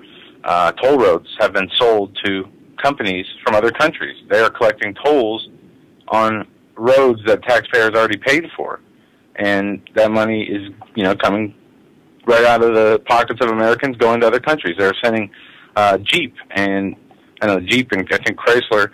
They're shipping through the stimulus money bailouts, using that money to ship factories to build the cars in China and in other countries. They have sold us down the river. The only question is, will we be able to get it back? And I say no. We are a looted nation, and the only thing left to collapse is the middle class. Then they run the food shortages, take away the electronic bread lines. That's right. And you have a massive problem on your hands, no matter who you are. Well, exactly. And with respect to China, Michelle Bachmann had at one point joked, "Who's your daddy?" H-U, not W-H-O, but H-U, meaning it's a reference to the Chinese president. But having said that, just to put China's ownership of U.S. debt in perspective, its holding of $1.2 trillion is even larger than the amount the amount owned by American households. So U.S. citizens hold only about $960 billion in U.S. debt, whereas China holds $1.2 trillion. Now, this article I have here is from January 19th of last year. Okay. Treasury dips into pension funds to avoid debt. This was reported from Reuters. Debt or default. To avoid debt. Treasury on Tuesday started dipping into federal pension funds in order to give the Obama administration more credit to pay government bills. So that will be unable to invest fully. The Federal Employees Retirement System Fund beginning Tuesday. Treasury Secretary Tim Geithner said in a letter to the Democratic and Republican leaders in Congress. The House of Representatives is expected to vote on Wednesday on the Obama administration's request to raise the the country's legal debt limit to $16.349 trillion. So let me get this straight. This is from last year. If you as a listener out there, you've got a pension. Let's say you work for General Electric, and you've got a pension out there, and that pension is being superintended by, I don't know, it's being held in wherever. They just went in and took your actually withdrew money out of your pension account, basically, to service the debt. That's what you're saying. This is for federal government, for the Federal Employees Retirement System Fund. Okay, well, all right, so let's say you work for the post office then. Yeah. So they're using your retirement to service the debt. Yeah, while they use our tax dollars to enslave us at the same time. The problem is this, it's planned. It's by design. The waste, the getting rid of. I mean, they had to work hard to get rid of the self-reliance, the true capitalism model that built the most richest nation in the shortest time, which was America, through the Industrial Revolution, and we became the most prosperous nation on earth through free market capitalism. Now we have fascism, and this is what it looks like. And yes, and to those new listeners, just remember that, fascism, capitalism, fascism, communism, socialism, they're all far left ideologies. They're not. None of that is on the far right. People tend to think, well, fascism is from neoconservatism. No, there's left fascists and right fascists. The left fascists move in through socialism. The right fascists move in through more of a takeover, from what I've seen through the short history I've looked into, just in America. Well, I mean, I look at the Bush administration. We had 9/11, and they took over different things and agencies through that manipulation and terror. Now we have this communist Obama who's come in with a socialist model. So they have the two-pronged attack for either way, and they can use vague languages and make great promises to their base constituents that will never be fulfilled, and they can carry out their agenda of monopolizing on all the corporations. Either way, it's led to where we are today. Yes. So now we have these mega conglomerate corporations in bed with the banks, in bed, with the governments, and the government's taking over. And we see it with the healthcare industry now. It's being taken over by the government. Sorry about that. Yes, indeed. I just got a note here from Clark. Thank you, Clark. Just responding to your question on the show tonight, I cannot risk being identified. Clark, by the way, is not his real name. Okay. All right. I just had just thinking of Clark Griswold from Family Vacation. Okay. Seriously, I had to pick out a name somewhere. Got it. 661-244-9839. Yeah. He says it's got to do with my Christian faith being born again. The family doesn't accept it. And if you think about that, is that at the heart of what we're really talking about, Joe? The being born again, where like a family would not accept that conversion, if you will. Yeah, I mean, is that part? And I think that has a lot to do with it. That's a huge part. Why? I mean, my question would be, what is the objection to somebody finding faith, finding something that helps better them? Does the family want you to not be better, in better spiritual health and better mental health, happier? That's my question. That's a good position. I mean, that's a good observation, a good vantage point. I mean, it's different than the way I would look at it. So that's something to think about. Yeah. All right. Sorry. Just like a family member would step in, just like you would step in or had stepped in when I was young and doing stupid things to stop me from doing those things, right? You would encourage me when doing good things. Why would it seems to be the opposite? And that you summarize that very well. Wow. Yeah, I mean, if you had, let's say, that's a microcosm of a larger problem. Yeah. Okay. I mean, just say your wife wanted to, start volunteering at Christian missionary place serving food to homeless people.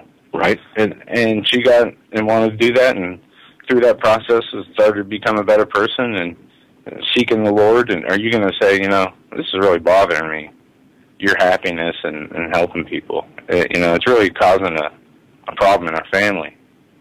I mean, I just don't see somebody can have that position against another person, especially in their family. See, and I've been seeing more and more of this, and I thought maybe it was just me, but since you brought it up, where people are saying I'm born again, or I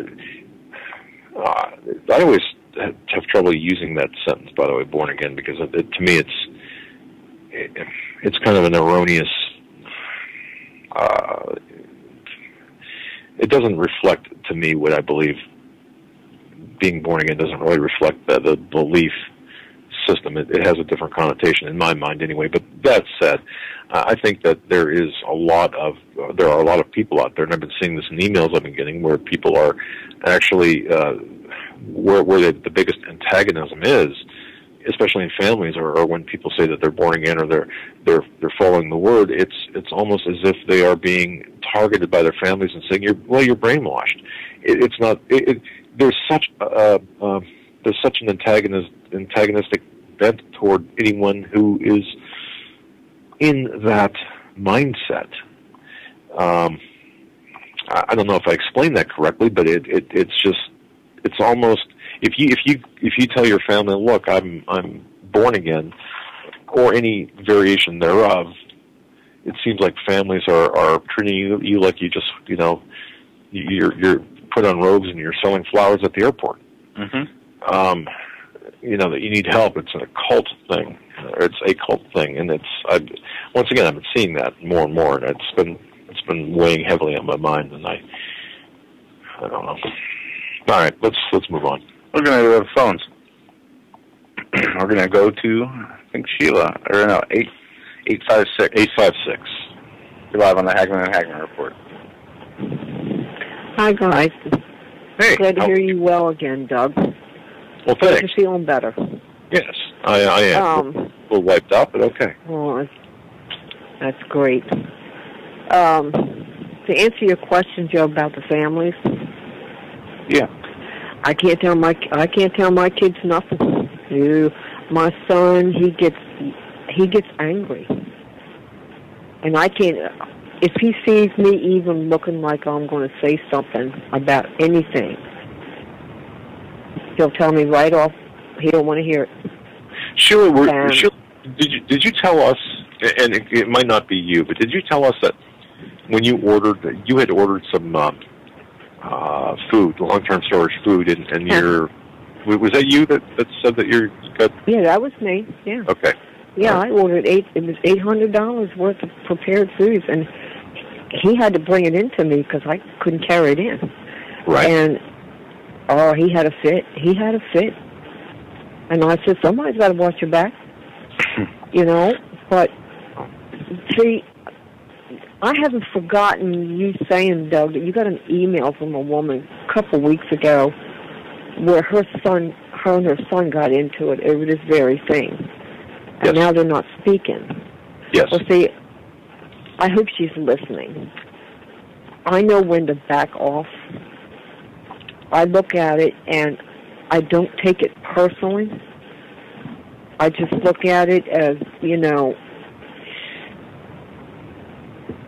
they're ignorant to what's going on. They're not paying attention to what's going on, and I can't make them. All I can do is try to tell them, but if they don't want to hear it, I just know when to back off and let it go. Well, when I bought that prepared food, he told me, I'm going to have to put you away somewhere. He said, you're going crazy.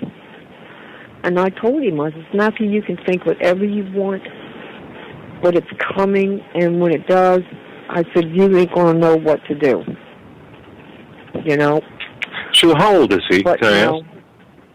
My son is 36 years old. Okay. I got a daughter that's 40. She's a Christian, has no clue. They don't want to hear it. They don't want to hear it.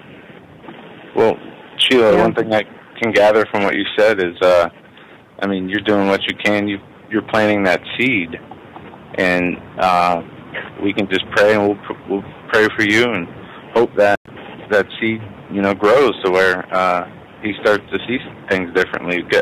I know my mom. There was a time where I didn't want to hear anything, she had to say about church, about God. Even though I believed in God, I just wasn't in a good place in my life. And people can change, and it might take a kick in the butt. It might just take a short epiphany of some kind. Well, but it can happen. He's a good provider.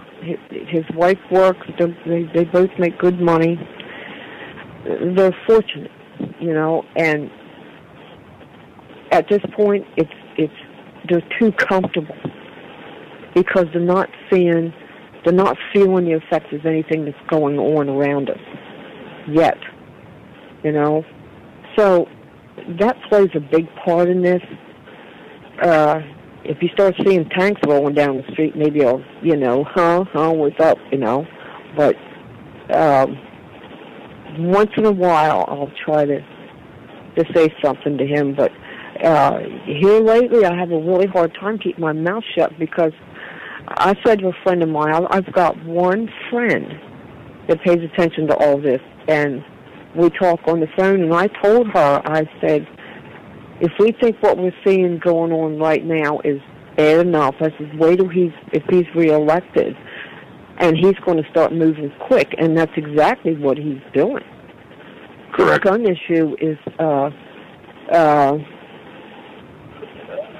well, just like you're saying, I mean, insurance companies are getting involved in it. Now the schools want to know who the parents are with guns. They got to tell them what kind of guns, how many. You can see where that's going. They're corralling the people.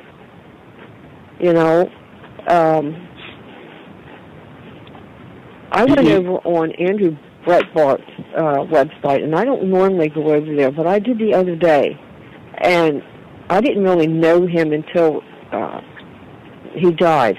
And on his website, there was an article on there where there was a text message picked up by Obama when he was in church before he was, he's sworn back in again. And he said, after I'm sworn in, he says, we're going to have to move quick. Now, who that text was sent to, they didn't say. But, is this what he was referring to? Because this here is moving really quick. Okay, Sheila, I'm not sure I caught the... you're going to have to explain that again. On the Andrew Breitbart site, you referenced a text. He had an article on there about a text message that Obama sent from a church that they were sitting in right before they left to go get sworn in. He's saying, after I'm sworn in, we have to move quick.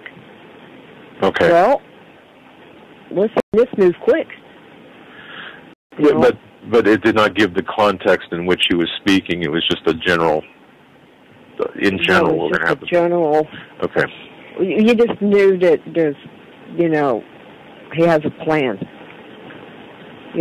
And this has been 2 weeks now, and look where we're at as far as the gun issue goes. Well, I that's didn't true. watch the inauguration. Huh? No, that's true. I mean... What did you say, Dan?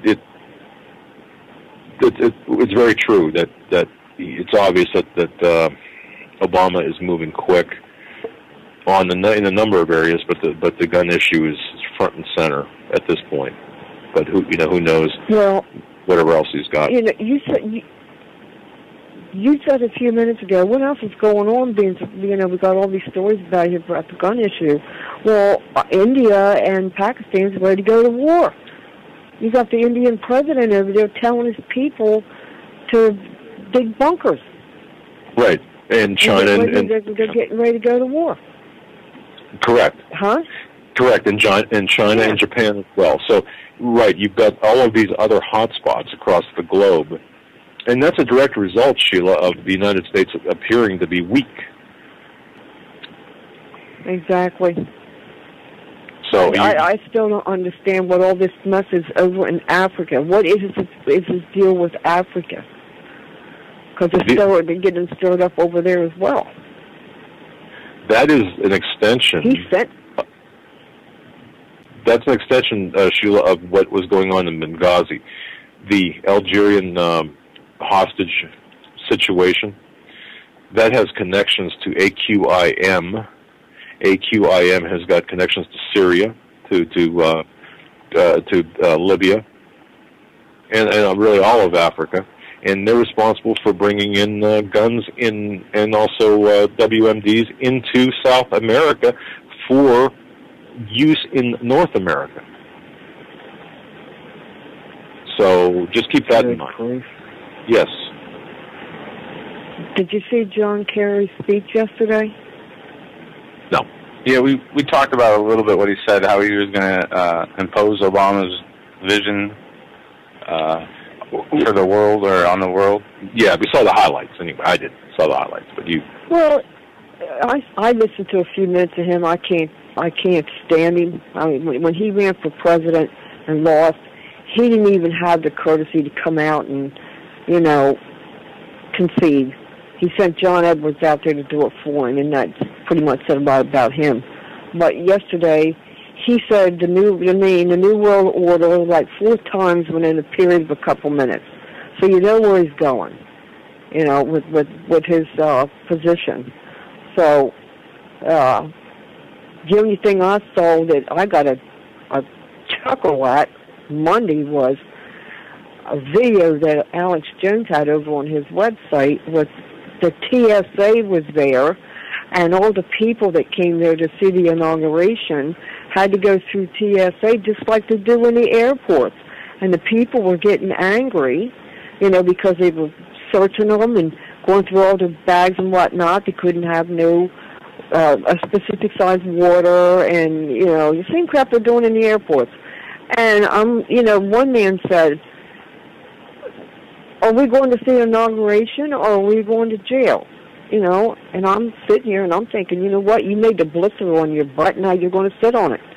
You people voted for him, you're going to reap what he's done. Absolutely. Yep. They don't know it.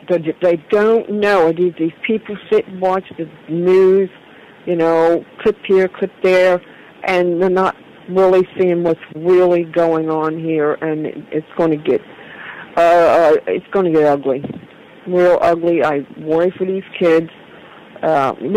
See, Doug, Joe, I'm a do person. I come from a military background with my husband, and he was gone a lot, and I had to do everything, and I've always gotten up and done everything, and I want to get out. See, I can't even get out to walk. I just lost a really close friend of mine this past week, and my friend asked me, Sheila, would you please come to the funeral home? And I said, Lois, I'll be there if I have to crawl my hands and knees. So I was able to get there just barely. And I knew then I had to start using a wheelchair because I don't. And I thought, well, you know what?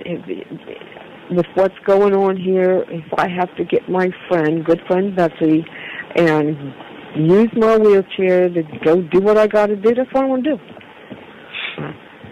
Somebody's got to do it. Well, yeah, and God bless you for doing what you do, and even at the point of being infirmed, you're doing what you can do, and that's what people have to. We collectively have to kind of suck it up, and I don't mean to sound crass, but we really have got to do. You don't. We've got to do what we got to do, and because if we don't do it, who else is going to do it? So anyone listening to this broadcast, yeah, you might have some problems, physical impairments, but you can still play your position in whatever way you can, and we all have to do this. We need organization too. Yes.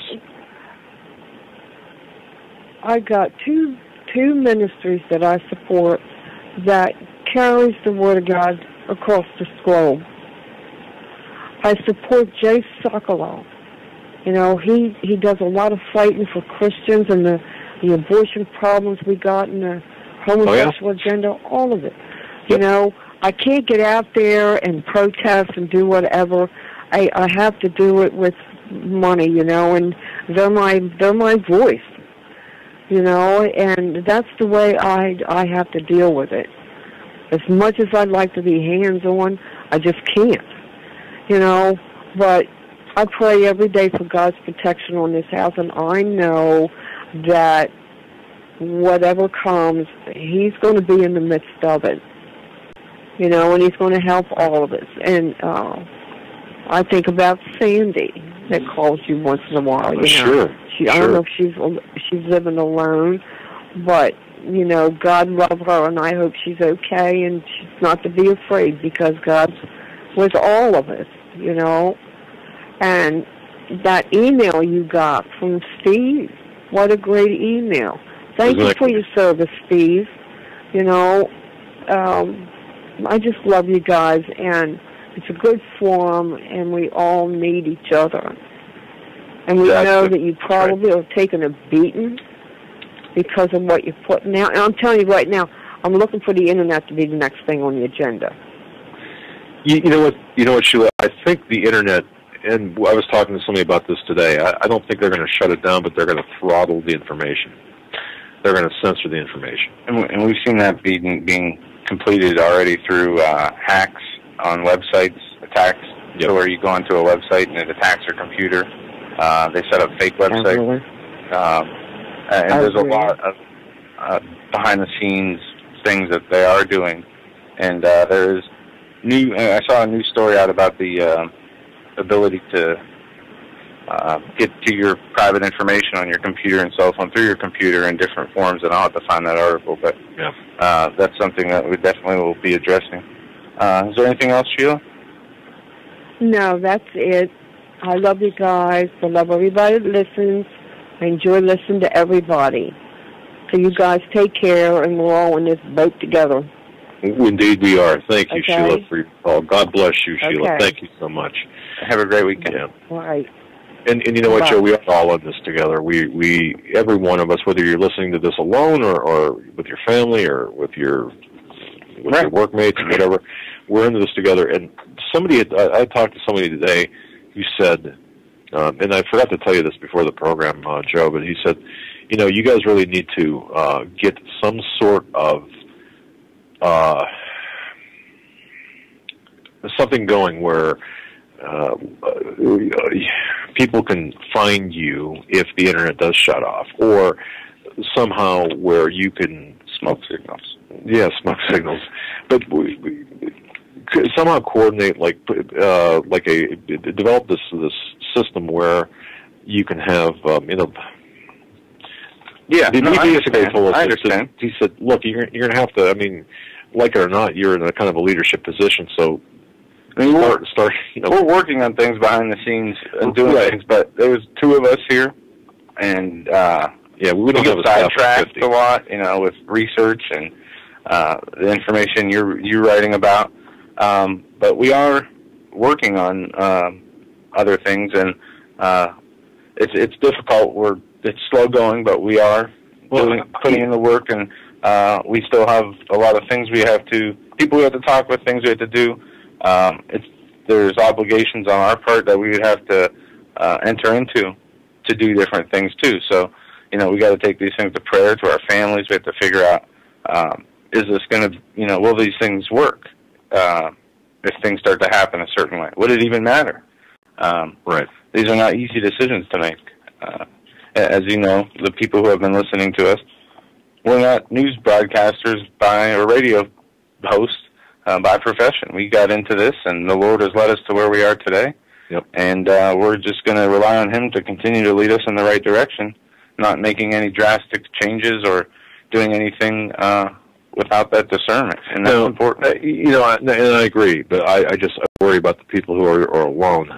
But let me give the word of advice. You don't need us. You don't need pastors. You don't need the news.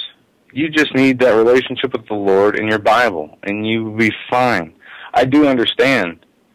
I enjoy listening to shows and things, but if it ever came down to there was no ability to do any of that, I'm going to get my direction from the Lord, as I do every day. I don't get the direction from the shows or the people. No, but you get the information. And so it helps with the ideas. But basically, what it boils down to is a relationship between you and God, and nothing else. Right. Yeah, I understand. That's the worst-case scenario as far as not having the accessibility to information and to different media outlets and whatever it is that we enjoy now. Right.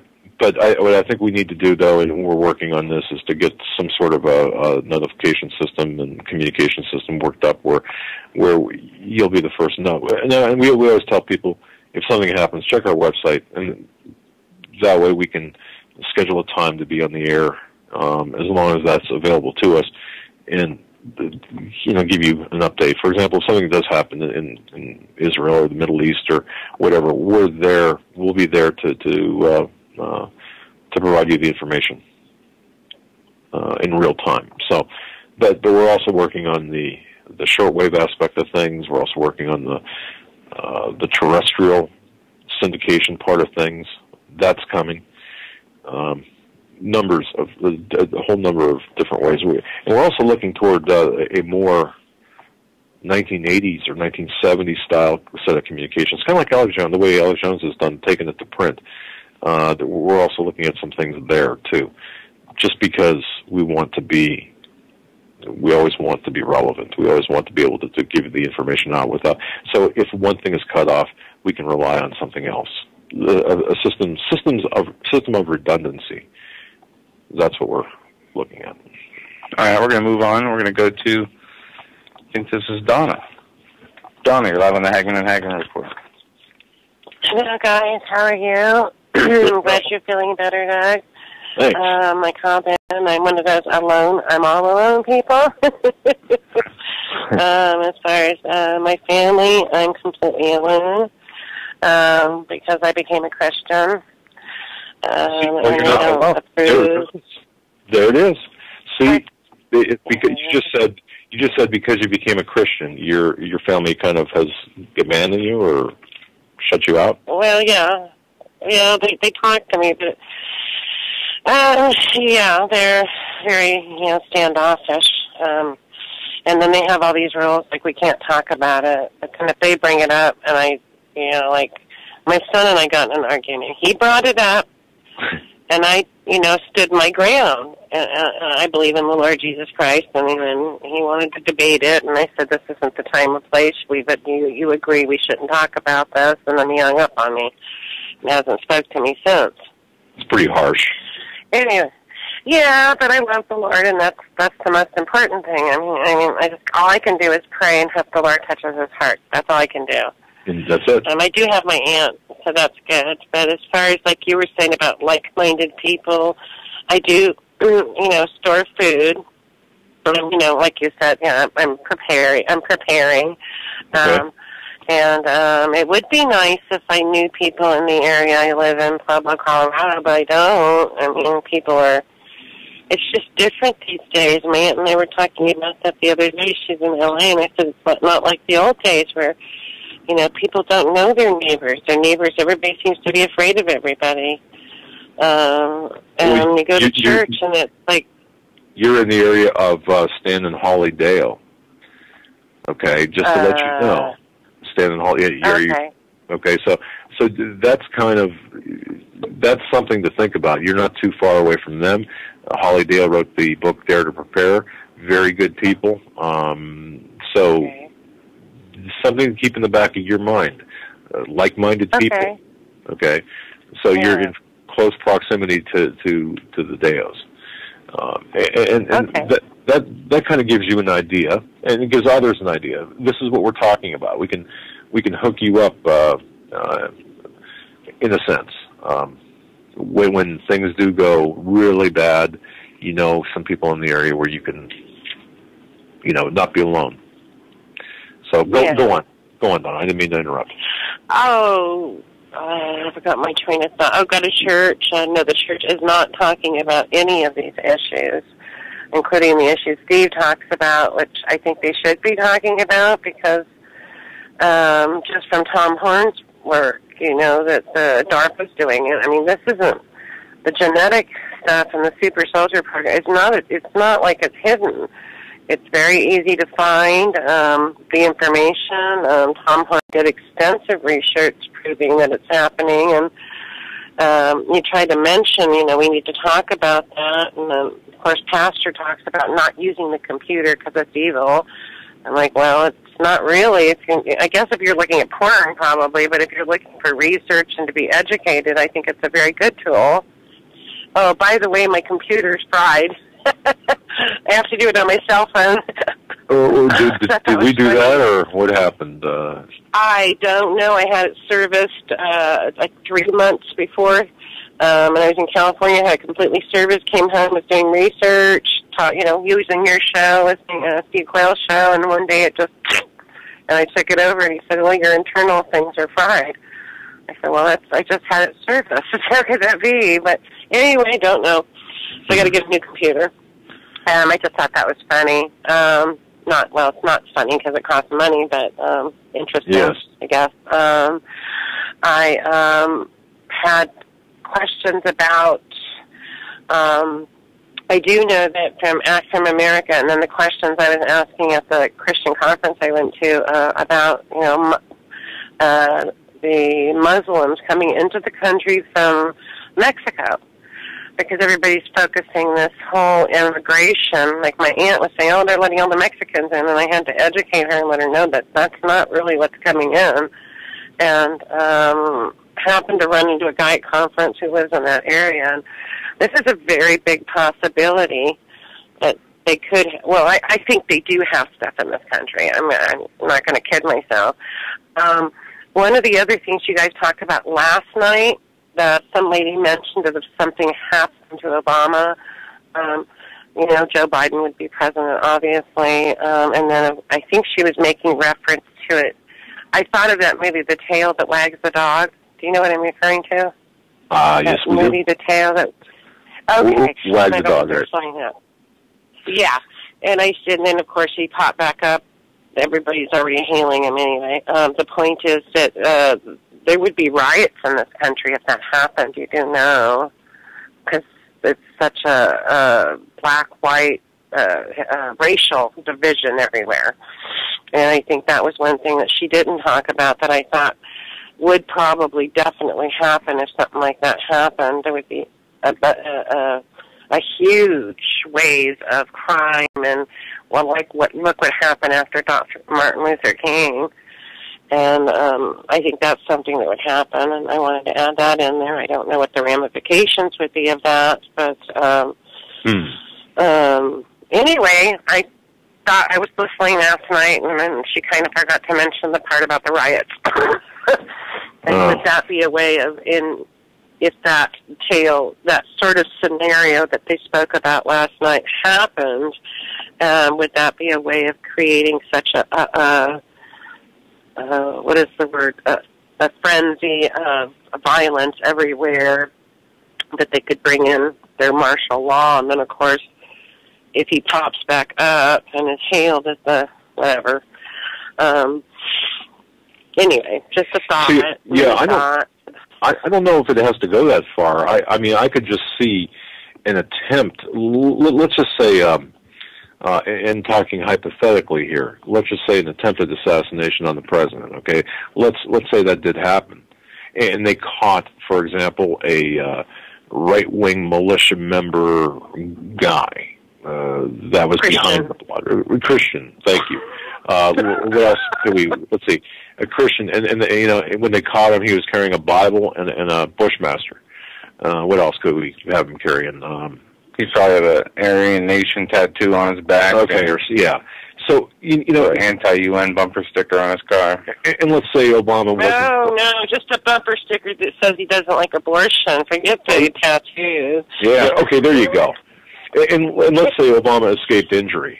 But can you imagine the mileage that one incident would give the progressive communist left to further? I mean, right away, look, we were lucky. We literally dodged a bullet this time. So now we've got to.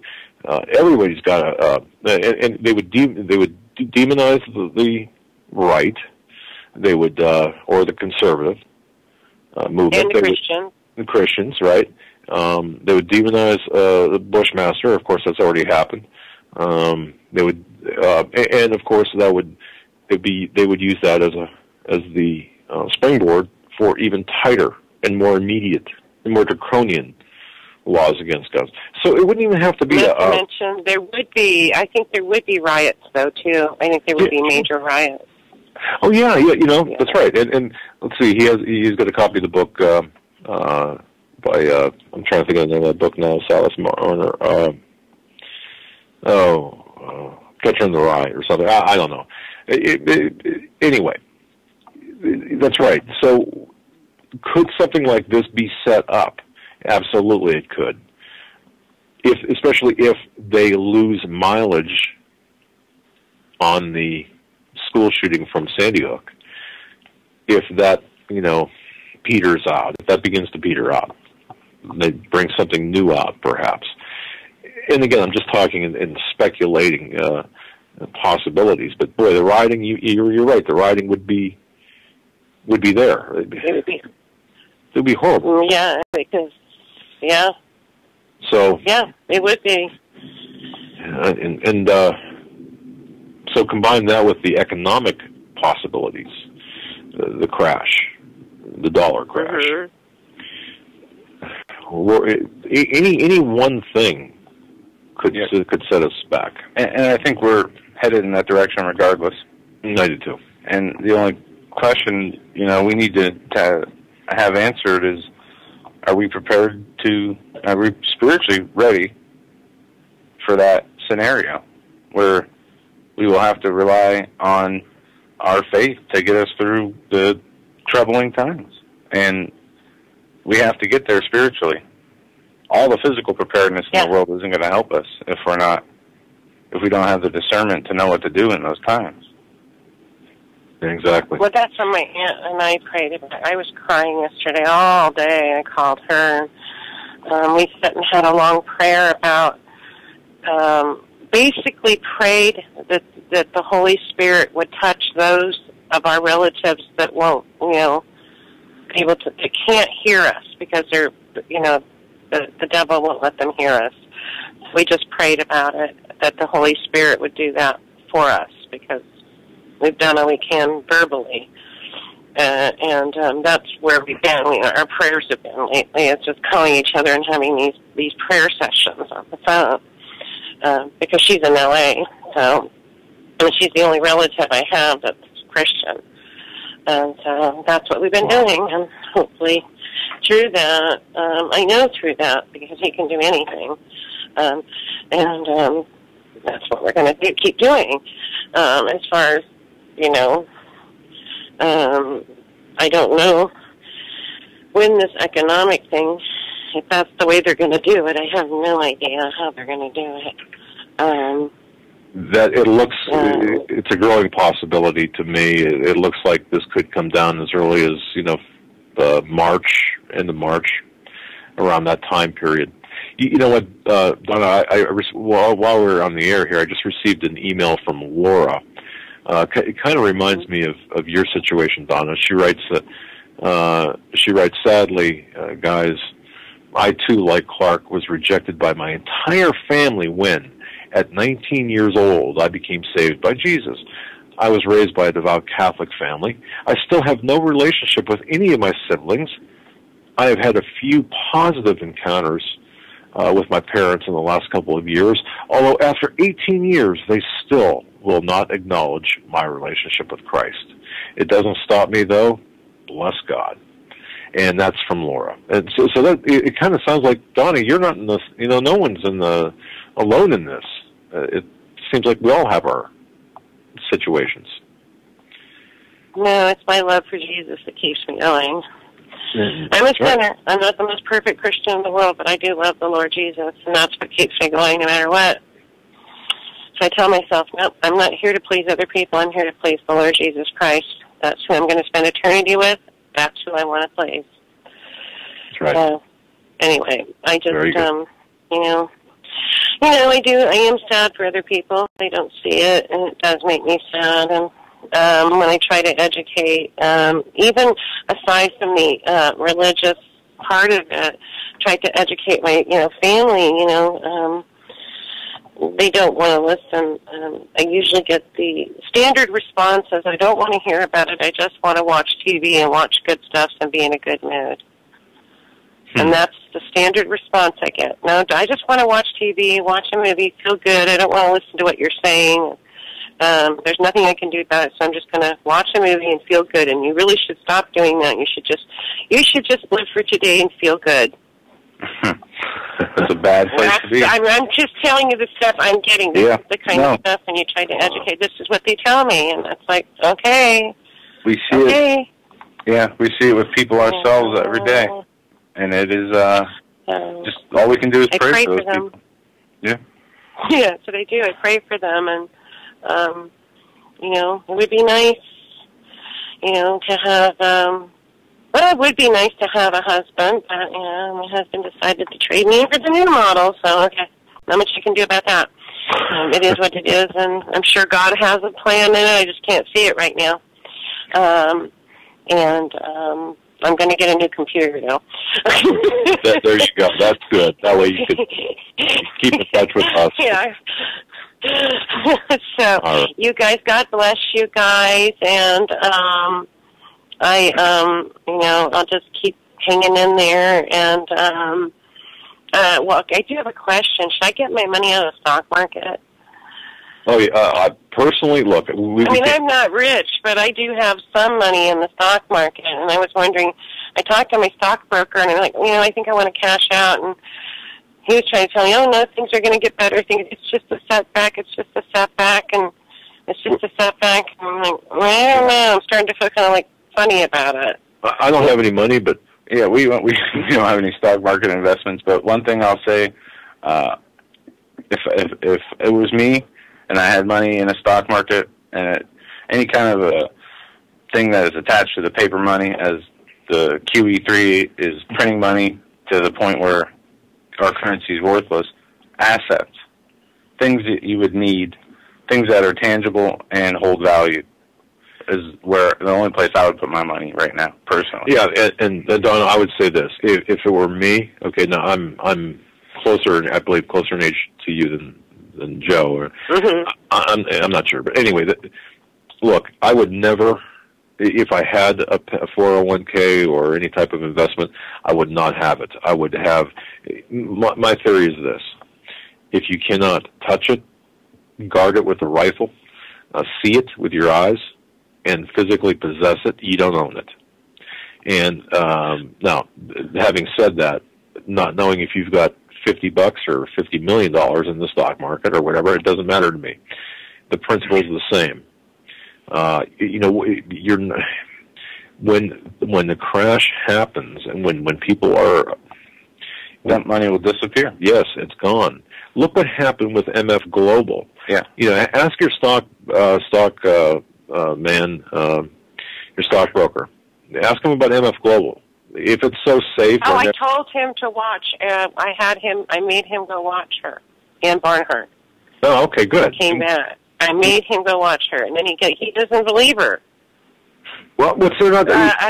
Holy cow! What's not to believe? It's all fact. We got an article here that the U.S. banks have been shaken by the biggest deposit withdrawal since 9/11, and it goes on to state the first week of January 2013 has seen that $114 billion in withdrawals from 25 of the U.S.'s biggest banks, pushing deposits down to $5.3 trillion, according to the U.S. Fed. And they say that is because it could be down due to the transaction account guarantee insurance program that came to an end on December 31st, meaning your money that is in the bank is no longer insured by the government, where they used to say your money's insured up to $250,000. Right, and Ann Barnhart goes into that in her 2.5-hour show or presentation. Yeah, and it's okay. That tells me that it's fact. I mean, what she presented is not hypothetical. It's the way things are, and Wow. So look, you can do what you feel. I mean, take it to prayer. But certainly, if it was me, like I said, whether I had $50 or $500 million, I would get it out of it. I don't have that kind of money, but I'm just thinking, okay, you say touch it, feel it. So once I get it, what do I do with it then? Once I get the check, I have to put it somewhere to get something. Well, now I'm not sure what to do with it. Once I get the check, got to pay the tax part of it because they're going to tag me 20%, and then I guess I got to take a trip to Montana, huh? well, pay off your debts. If you have any debts, pay them off. That'd be number one. Debt service.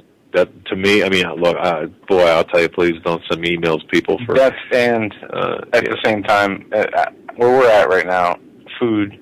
Yep. The ability to be self-reliant in situations that you would not normally find yourself in. That's right. Shoot, I'm on a corner house. I'm a Target. You don't realize this house is on a corner. I'm a Target house. I'm going to have to get bars on every single window. Well, you know what? Pretty inexpensively, and I found this to be the case. You can buy both an alarm system and the surveillance system. A camera surveillance system. I have an alarm system through ADT. Okay. And a lot of good. The police last time I got broken into, and there was an intruder in my home. It took them 2 hours to get here. Well, see, to me, the alarm system, Donna, is not for the police. No. It's for me. Yeah. Okay, to let me know somebody has breached the security. Yep. So, so then I would also have something to protect yourself and your assets with. Yeah. Take their 50 caliber out of underneath the pillowcase. Yeah. No. Okay. So you've got. I mean, shoot. So I would do this: service your debts with that money. Make sure that you've got, food, enough food tucked away. You don't have to go crazy. You can just have enough food, and something to protect your assets with as well. And I would say silver and gold too. If you've got that much silver, especially because there's industrial applications for silver, and silver's kind of going very quickly. So, but this is what we would do. I would do personally. I would make sure I didn't have. Now, who do you get? That's the question, and it's who do you get it from? Okay. Personally, now there are many places you can go to, but personally, if I hooked my father-in-law up because I did a search on this. Where do you buy gold and silver from? And so I went through all the places on the internet. I called Steve up and he said, "Well, I sell gold and silver." I said, "Well, okay, that's fine. But to be fair, I just want to know where else I could get it from." Anyway, the bottom line is I sent my father-in-law to Steve because in the end he had provided the best. The best. Well, that's what I was thinking. And look local too. Yeah, look local. Yeah. I would shop around. I've looked at many different stores locally, and I've found some to be bad and some to be very good, surprisingly. So it all depends. But I would definitely. Steve's one out. Steve always took care of my father-in-law pretty well. So, it wasn't a huge amount of money he invested either. So, we're talking normal people money, not. Well, that's what I'm talking about, but at least I'll have it. And then I did buy from your company Brick Pack. Brick Pack, is that what it's called? The Bricks Pack. Oh yeah. Yeah, I got one of those. I support you guys. Oh, well, yeah, so I got it. Yeah, actually a friend. He's a freeze dry guy. Is really a good guy, and he will spend time with you if you got any questions or anything like that. But holy cow, freeze dry guy. Okay. Freeze dry guy, right? Yeah, I'm loading up on food. I got food. Don't believe me. I even bought portable toilets. I'm sorry, but I was sitting there thinking, if everything went down, you still have to go to the bathroom. That's right. That's a good thing. Thanks for mentioning that. I'm sure we'll break. Thank you. Thanks, Donna. Have a good night. Bye. Short messages for our third and final hour. Give us a call, 661-244-9829. We'll be right back.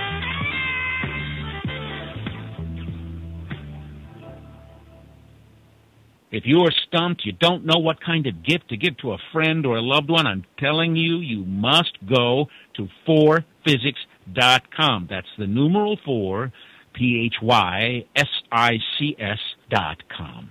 This is your one-stop shopping palace. That's the only way I can put it. I could spend easily an hour on this website. Innovative, fun, educational. There are games, books, weather instruments, unique time-telling devices, jewelry, optical devices, laboratory equipment.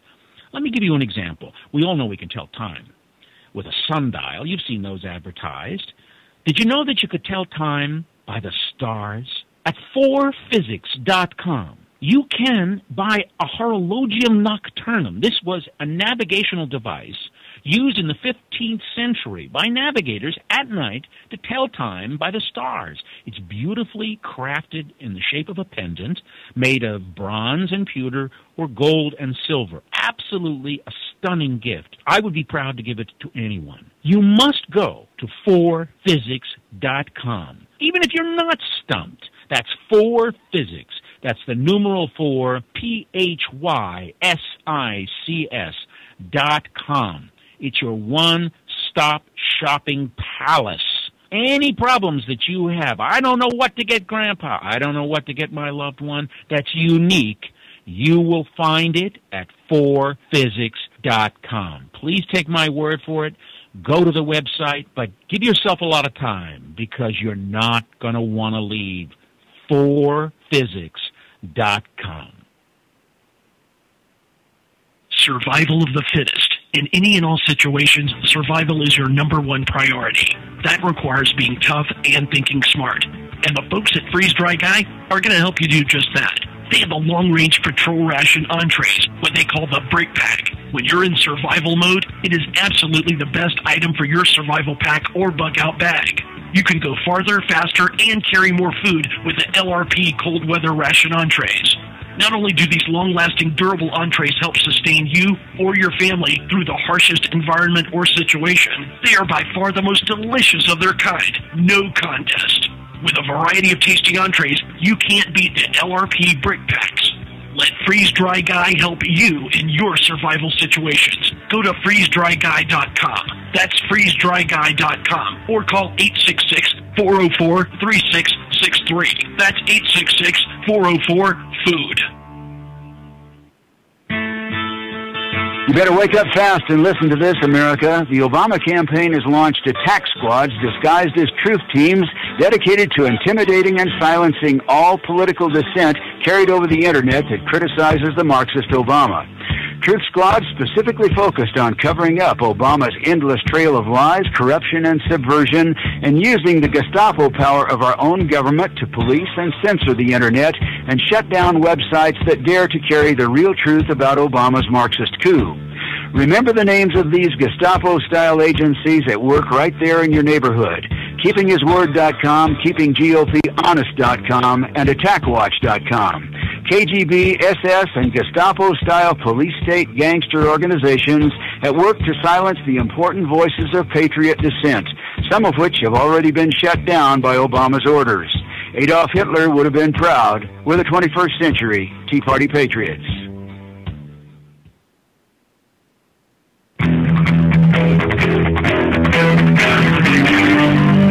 Doug Hagmann. One guy that doesn't need a bullhorn to get your attention.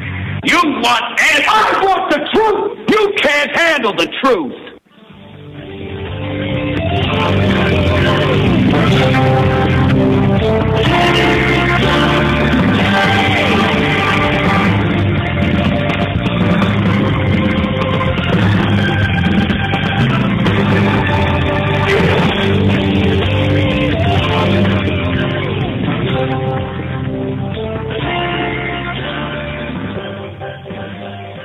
And welcome back, ladies and gentlemen, to our third and final hour of this January 25th, Friday, 2013 edition of the Hagmann and Hagmann Report. We are taking calls and covering some news. This out of the New American gun owners refused to register under New York law after Democrats in New York ran a sweeping assault on the right to keep and bear arms through the legislature that failed to exempt police officers from the draconian restrictions, gun owners and even some lawmakers are planning what has been dubbed potentially the largest act of civil disobedience in state history. According to news reports, gun rights advocates are urging everyone to defy the far-left Governor Cuomo's new registration mandate while daring authorities to come and take it.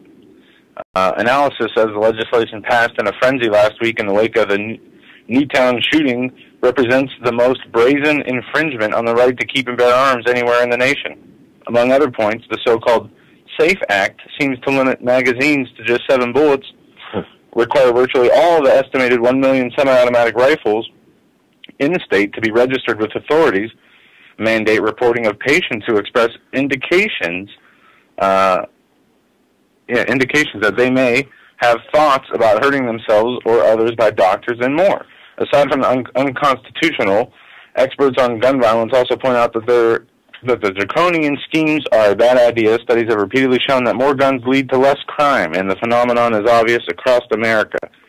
Just compare Chicago and D.C. to that of Alaska or Wyoming. The mandate requirements for doctors, meanwhile, have come under fire from across the political spectrum, whether it will even be possible to enforce the bill. However, that remains to be seen. I'm going to tell you right now, and folks, you can take this to the bank, and this is the official position of the Hagmann and Hagmann report, Doug Hagmann, on this 25th day of January 2013. I will not comply with any registration of my guns. I will not submit to any registration. I will not willingly give up any weapons. I will not, I'm going to tell you right now, right here, right now, registration leads to confiscation, leads to genocide. It's that simple. It's written in history. It's proven by history. You want my guns, you're not going to get my guns willingly. Okay, that's end of story. And look, I understand too.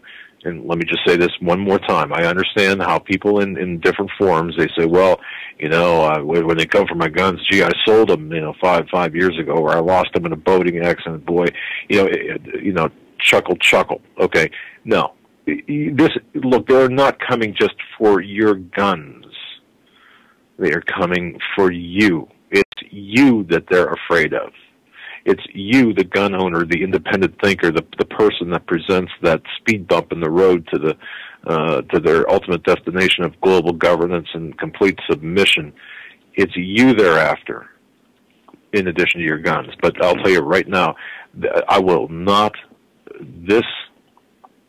We will not comply. We will not comply. No. And just as we said before too, we will not comply with any TSA checkpoint, with any unconstitutional search and seizure. It is we are, the Constitution has delineated God-given rights, and those are our God-given rights. No one can take away our God-given rights, and that's just my position. Just to be clear, to the federal authorities listening. Not going to comply. Right. I'm just going to correct you, though. They can take away our rights. They're doing it. And they can take away our life. As we see in other countries, they've done it in the past. One thing they can't take away is our soul. But that's right. Well, it goes along with non-complying with evil. That's correct. I mean, tolerance of evil, that's when tolerance becomes evil itself. And, this is not just about our generation. This is about our children and our children's children, is it not? Are we not talking about this? Just like Donna and the others who have we'll say a house and some stored wealth.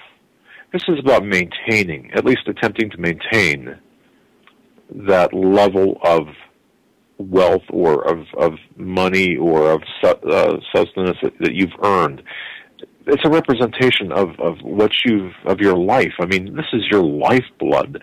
What you own is a result of what you've worked for all of your life. The hours that you've worked, it's part of you. So for them to loot and pillage and plunder what you have developed, what you've owned, what you've made, the time you invested. It's not right. And we certainly are not going to allow, nor should we allow, our children to be mortgaged. And you've got Geithner, and you've got Bernanke, and you've got these Keynesian fools out there who, it's a sin. It's a sin. It's an affront to God, and it's an affront to us as children of God. Mm-hmm. And we have to say no, and we have to do it collectively. Because if we don't do it collectively, we are going to hang separately, I guess, or hang. Yeah. We're going to hang. See, and that's it. This is as much a spiritual battle as it is a practical battle. And we are fighting evil incarnate. I mean, this is on many different levels. Yeah. Yeah, and this is what Steve has been talking about too. And by the way, well, I'm not even going to get into that. Let's just go on. We're going to go to area code 917, then Pierre, and then Vernon. 917, you're live on the Hagmann and Hagmann report. What's going on, guys? How are you? Very well. What's up? You hit it right on the head. It's weird because I was actually calling you particularly to talk about China. I don't know if you guys know who Dr. Jerome Corsi is from WMD. Sure. Okay, he was just talking. Yeah. But by the way, Jerry and I we're friends, and he's been on our program before. What a great guy. Very great. He was talking earlier today about China and how our federal government met up with the banks of China today. And basically, to paraphrase what he said is, the globalists have hijacked our economy to use China as leverage. And since our money isn't worth anything, they're basically getting their debt paid off through equity and assets. And I have a friend who lives in Pennsylvania, and he told me that they got rid of his sheriff where he lives, and instead of his sheriff, which is I think like $40,000 or $50,000 a year, they just invested in like 14 or 15 DHS trucks that they have driving around. I think he's down over in like Scranton, Wilkes-Barre, or somewhere over there. Okay. And he was at one of these little like diner spots out there, and there was a bunch of Chinese troops in there. And he's pretty awake to everything. And he went up to the table, and he asked them, and he said, "Hey, really politely, said, hey, what are you guys doing here?" And they just started laughing at him, talking in Chinese to each other. And, it wouldn't surprise me, because I also heard, and Doug, this is one of the questions I wanted to ask you last night, is if any of your sources or your connections have told you about the United States moving valuable assets 200 miles away from the coastline. Have you heard anything like that? No. I'm not sure. You've heard of movements happening, but not pertaining to the coast. Well, yeah. Go ahead and explain what you're talking about, if you know what specifically what. I'm pretty sure it was that guy John Moore. Okay. But he said somebody from FEMA was telling him that they moved any valuable asset within 200 miles of the coastline, and not just on the east or the west or the south, the whole entire, United States. And the only reason why somebody would do something like that is whether there's a tsunami coming or like some sort of invasion. When you say valuable assets, what do you mean? Like, what was moved? He didn't really get into specifics. You know how sometimes in the first 3 minutes of a show, he'll mention some things, and then he'll go on to talk about something else. Okay. But it was funny, because I called you last night. One of the things I wanted to ask you that I didn't get to, do you guys know Executive Order 12425 that was signed on December 16th, 2 days after Sandy Hook? Refresh my memory here. I don't know the full technical name of it, but I guess it's the Interpol with the International Police. And this all ties into, you know, the rumors of the 150,000 Palestinians, the Chinese troops being here, the Chinese having their own sovereign, you know, networks of land here in the United States, selling them the river, the oil in Montana that you were talking about. It's basically an executive order that gives the International Police Force permission. It's made up of Palestinian troops, Turkish troops, Russian troops, and Chinese troops. It's Executive Order 12425. Okay, I'm looking at the executive, right from the White House website, the listing of executive orders. You've got December 27th executive order, adjustments of certain rates of pay. Of course, you remember that, causing some brouhaha about Biden's salary. And then December 21st, you've got reestablishment of advisory commission. And then on the same day, executive order closing of executive departments and agencies of the federal government. And then December 7th, establishing the Hurricane Sandy Rebuilding Task Force. December 6th, establishment of an interagency task force on commercial advocacy. And that's the last one before October 26th. So let's look at the establishment of an interagency task force on commercial advocacy. It doesn't have any number associated with it, but it appears to. There's an article on this. Okay. Which one is it, though? Interpol's Obama protectionism. This is from December 27th, 2009. It goes on to say an executive order amending the executive order 12425 designating Interpol as a public international organization entitled to enjoy certain privileges, exemptions, and immunities by the authority invested in the President by the Constitution and the laws of the United States of America, to extend in order to extend the appropriate privileges, exemptions, and immunities of the International Criminal Police Organization. Interpol is hereby ordered that Executive Order 12425 of June 16, 1983, as amended, is further amended by deleting from the first sentence of the words except those provided in section. Okay, so they changed. So, okay, there is an amendment. Okay, Executive Order 13524 amends 12425. Mm-hmm. And that was done. The sheriff that when I was writing it down, maybe he was just off on his paper a little bit. It just made me think, you know, because when I hear that a couple of days ago, and then I listened to Dr. Corsi today, it kind of ties everything in together, plus what my friend saw in Pennsylvania. And you just got to think about it. I mean... Yeah, this is interesting. It goes on to say, upon reading this, many people would just pass over the legalese as nothing to worry about. Scrutiny of the particular section referenced proves how nefarious this action is to America. Section C reads, property and assets of international organizations, wherever located and by whomsoever held, shall be immune from search unless such immunity be expressly waived from confiscation. The archives of international organizations shall be unavoidable. This unavoidable by even United States sovereignty that would include Interpol office in the Department of Defense. This protects Interpol from the Freedom of Information Act. Several bloggers have pointed out that the U.S. could hand documents to Interpol to keep them from American citizens. The President has now exempted Interpol from such search and seizure.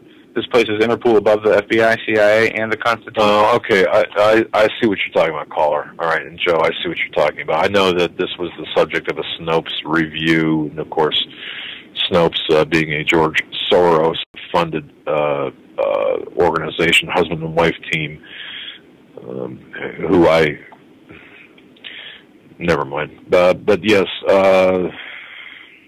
Okay, so, but your point. Let me ask you this, caller, about the Chinese troops. Were they dressed as Chinese troops, or were they dressed in what?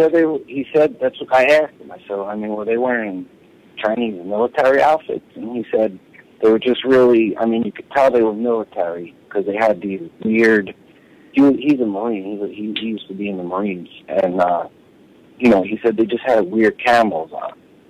He said he's never seen that sort of uniform before, and he's pretty much awake to everything. And he just really politely went up to their table, introduced himself, and they wouldn't give him an answer about anything. And all he did was ask them, "So what are you guys doing here?" Real politely. And they just laughed at him, and they started talking to each other. And he was to be clear, where was this in the country? Somewhere in Pennsylvania. Around somewhere. Roseberry. Okay. All right. Somewhere over there. Well, if we look, any listeners in the Scranton, Wilkes-Barre area of Pennsylvania, if you have any information about this, please give us a call or send us an email, and we'd like to follow through on this. But go ahead, caller. The other question I have for you is, I don't know if you guys heard, I don't know the validity of this. I heard it on Pastor Butch Williams. I also heard it on this other Christian radio station I listened to. But two nights ago, they had a TSA checkpoint with assistance from local authorities in Texas, and they pulled over a 53-foot 18-wheeler, and the driver said that he worked for FEMA, and they said, "Okay, we're just going to check your vehicle." And in the back of the truck, they found signs that said martial law is in effect from front to back of this truck. And I don't know if you guys heard about that. We're constantly getting emails about things like that, and a lot of them are repeats from 5 years ago. I would be very cautious with that type of information. In other words, I would treat information like that with a grain of salt. Grain of salt. Right. Yeah. Now, it's not saying didn't happen or is not happening. I would require more evidence than just, a friend of a friend type thing. Because a lot of this information is being put out there to make us look like Looney Tunes. You know that. Exactly. So yeah. And, the thing you were talking about with China makes sense that, how they call Obama the monkey man, not because he's black, but because he's basically a puppet and he's trained to do what he has to do. And you pretty much know that when you owe somebody a tremendous amount of money, you pretty much have to do what you have to do for them. And it also relates to these nations that were destabilizing. I mean, I know, Gaddafi wasn't a great guy, but he didn't have any debt to the IMF. He treated his citizens, if they got married, he gave them houses, farmland, cattle. He gave them free college education, free health care. It's the same thing going on in Syria right now. And when you don't owe these people any money, like Syria, I'm pretty sure they have their own currency, and they're not in any debt to the IMF. That pisses these globalist banksters off, because then they can't use that power, that debt as leverage. Right. And the thing with China is kind of like, no wonder why they recommended, Obama take their guns, because they eventually, and I can't even believe that I would even have to think about this or say it, but, I mean, if they really wanted to take us over because we owe them money, it kind of seems like from all these little signs going on that that's kind of what we're in the middle of.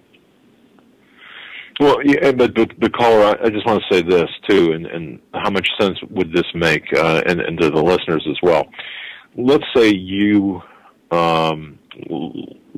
let's say your neighbor, your neighbor owed you, I don't know, $80,000. Okay, you lent your neighbor $80,000, and their entire wealth was in their house, and what was inside their house. That was their entire wealth. And you held that mortgage basically because they owe you that money. Are you going to go in there, or are you going to take a missile and put it through their house and destroy the house and everything inside? Or are you going to want to ensure that the house and everything inside is relatively in good shape and then take it over if they don't pay you. This is the kind of the mindset where I'm at. In other words, if we owe China this much money, which we do, it would seem to me counterproductive for China to want to like destroy our infrastructure or destroy us, drop a bomb on us, we'll say. Because and I was thinking about that very thing. Like, why would you want to ruin the property and the infrastructure? Right. You wouldn't. But that's why I think that, these people are obviously evil. And if you owe somebody money, I mean, look at the U.S. jobs that are getting shipped over there. That's probably just a vessel of paying back debt slowly but surely, because they know our money isn't worth anything, and they don't want our dollars because they're part of the BRICS nation. They don't want any currency from us.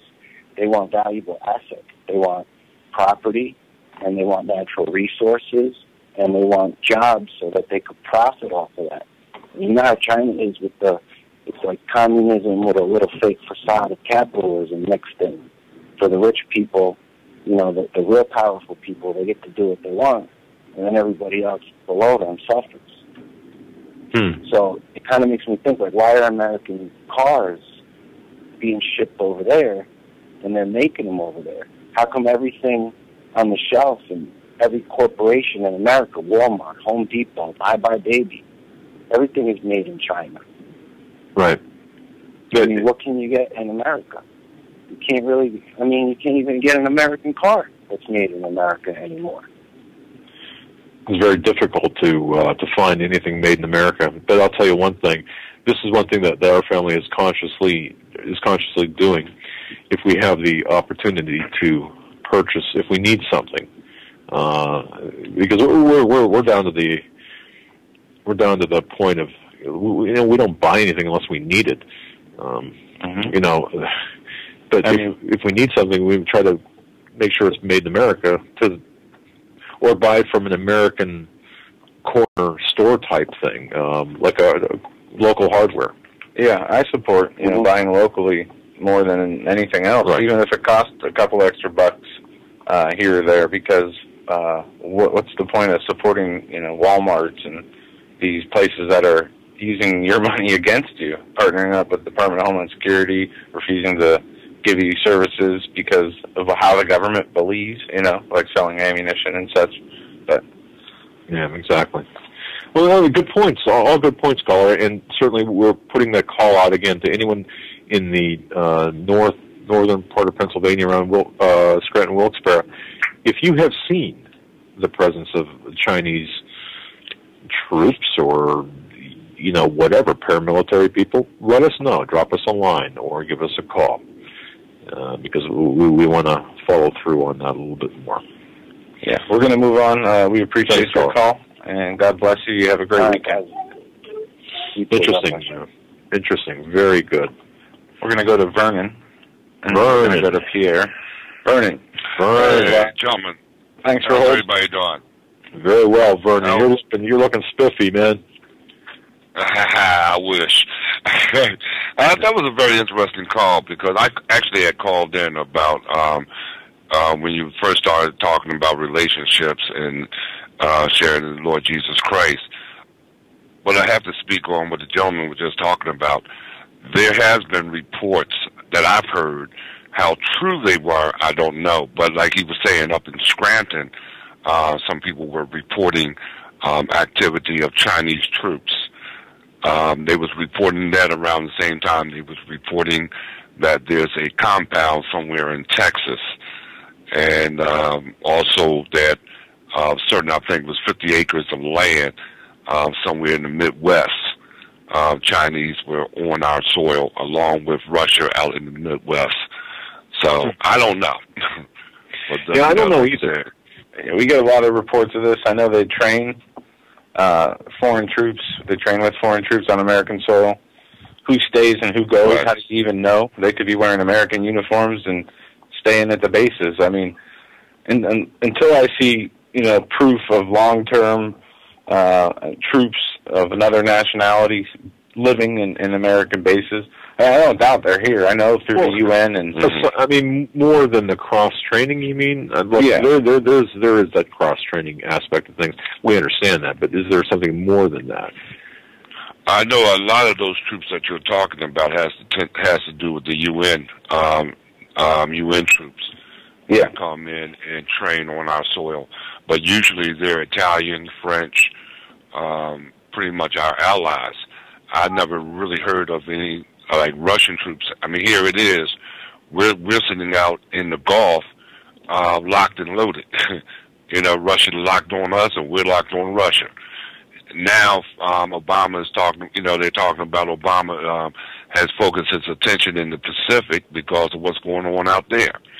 You know, so I can't. You know, I'm trying not to fathom. You know, I'm trying not to believe the reports that we have opposition forces on our soil. But the more and more I start to hear it, I actually have to wonder about that. Yeah, you know? We can only.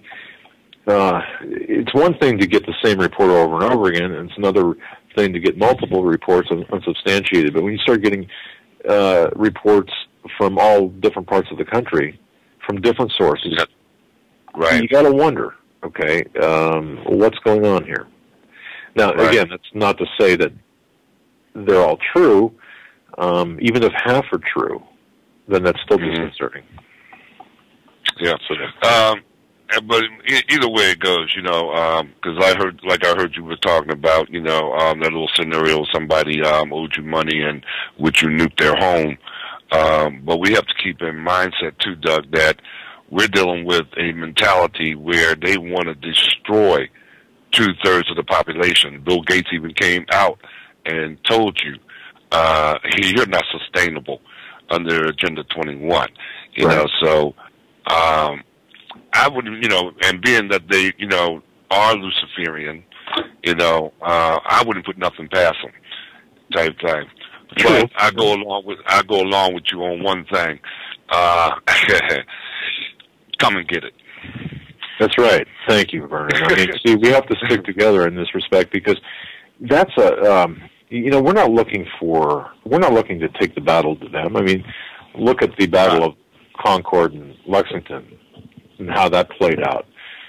The English came to take the arms of the American soldiers, you know, the faithful.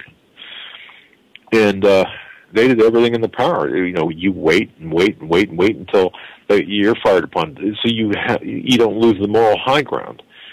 And that's what happened. And then, of course, we kicked their butts. Their sorry English butts out of here. And it's going to happen again. But it's inevitable. You know, the handwriting's on the wall. You know, something's getting ready to break loose. What? We don't know. But something's getting ready to go down. And it's like the old saying, I'd rather have and don't need than to need and don't have. And therefore, I'm not, you know, suffice to say, and I'm not trying to let my loose lip sink a ship, but by the same token, you don't get it like that. Not willingly. You know, type thing. Yeah. But I had to share, I had to go beyond that point. I really called in to share my little story from when I was a young man, very young man back in the 60s. My father was not a Christian.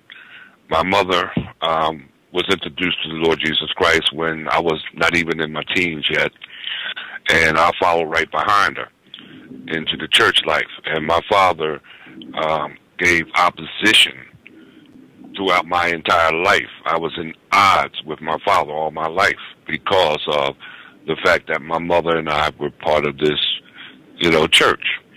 And here it is, my father, his famous quote was, once Baptist, always Baptist. And the only time this man walked into a church was for a funeral or a wedding. You know. Isn't that interesting? Okay. Yeah. We didn't make peace until the day, hours before he passed away. And I looked at my father and said, Dad, you remember all my life when we were young, I asked you to pray with me and you wouldn't pray with me? He said, yeah. I said, would you pray with me now? And he prayed with me that day and accepted the Lord Jesus Christ hours before he left here.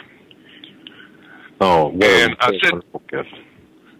said that to say this. A lot of times, even today, right now, in the situation I'm in, a lot of times you'll be talking, they'll overhear you talking about the Lord Jesus Christ. You don't have to be boisterous. You don't have to demand. My better half came to me one day. She said, you think I don't be listening to you, but I be listening to you, and I can see what you're talking about. They will see it. Okay? All you have to do is keep on living it, keep on believing it, keep on speaking it, not to them directly, but indirectly. A lot of times they hear me talking indirectly. Okay? Right. And they will hear it. They will hear it. But basically, the bottom line is for you to do what you're supposed to be doing at all times, and that's praising the Lord Jesus Christ. And sooner or later, they're going to get it. Wow. Well, Vernon, I'm still stuck on the wonderful gift that you gave to your dad and your dad gave to you by being able to pray together before his passing and before his passing.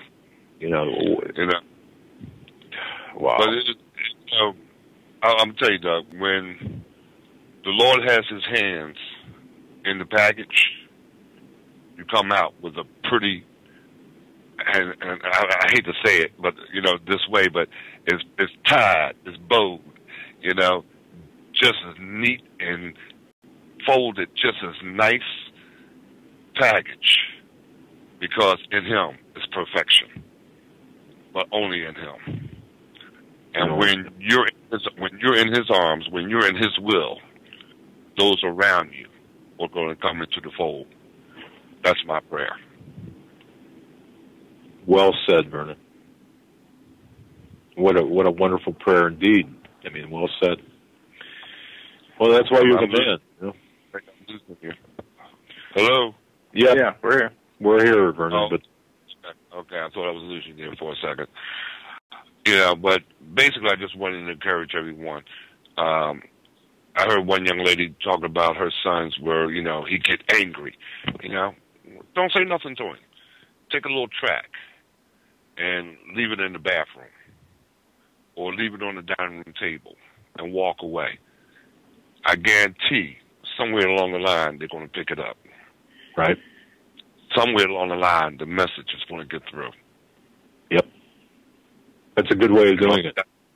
All you got to do is stay in prayer. That's all you have to do. Mm-hmm. Very good. Well, God bless you, Vernon. God bless you, my friend. God bless all. Keep looking up, for the King is coming. And check out Vernon's radio show on Blog Talk Radio here called Conspiracy Files. Thursday nights from 6 to 8 Eastern, is that correct? Yes, it's 6 p.m. Eastern Standard Time every Thursday evening.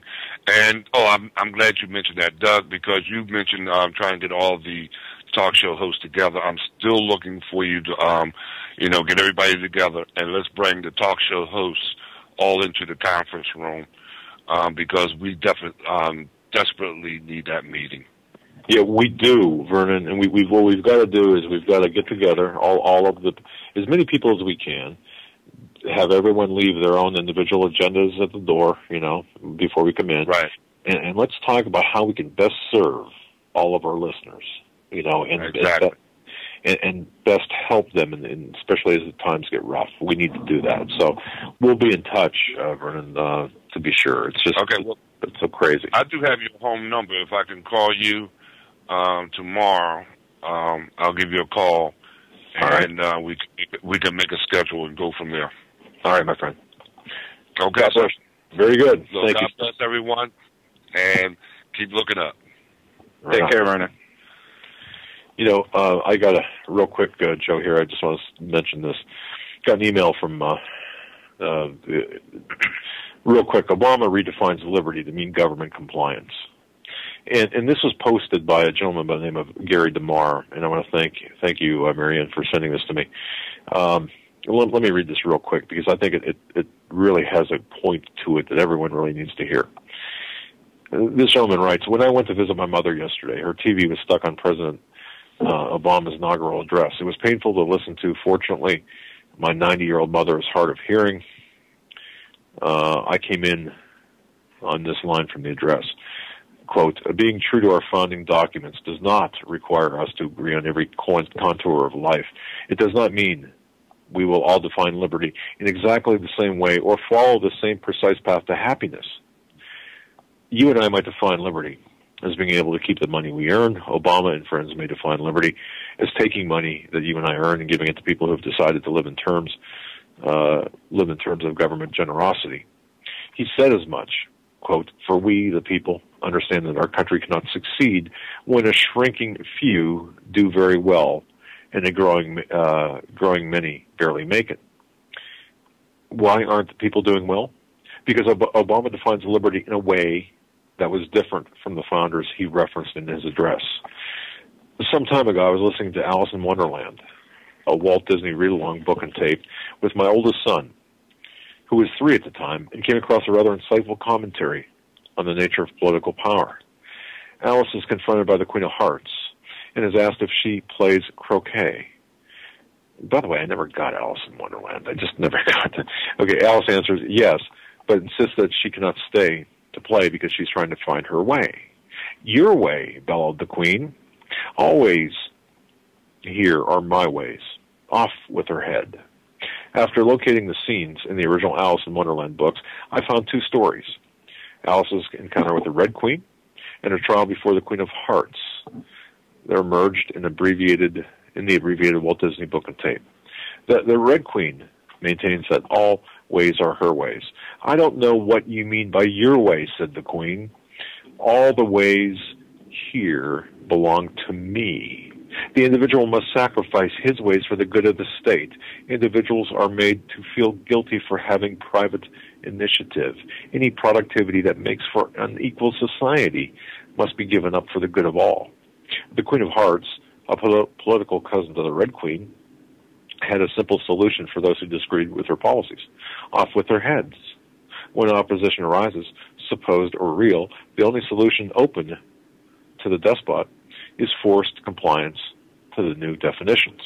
The Red Queen and the Queen of Hearts are on a rampage in our nation.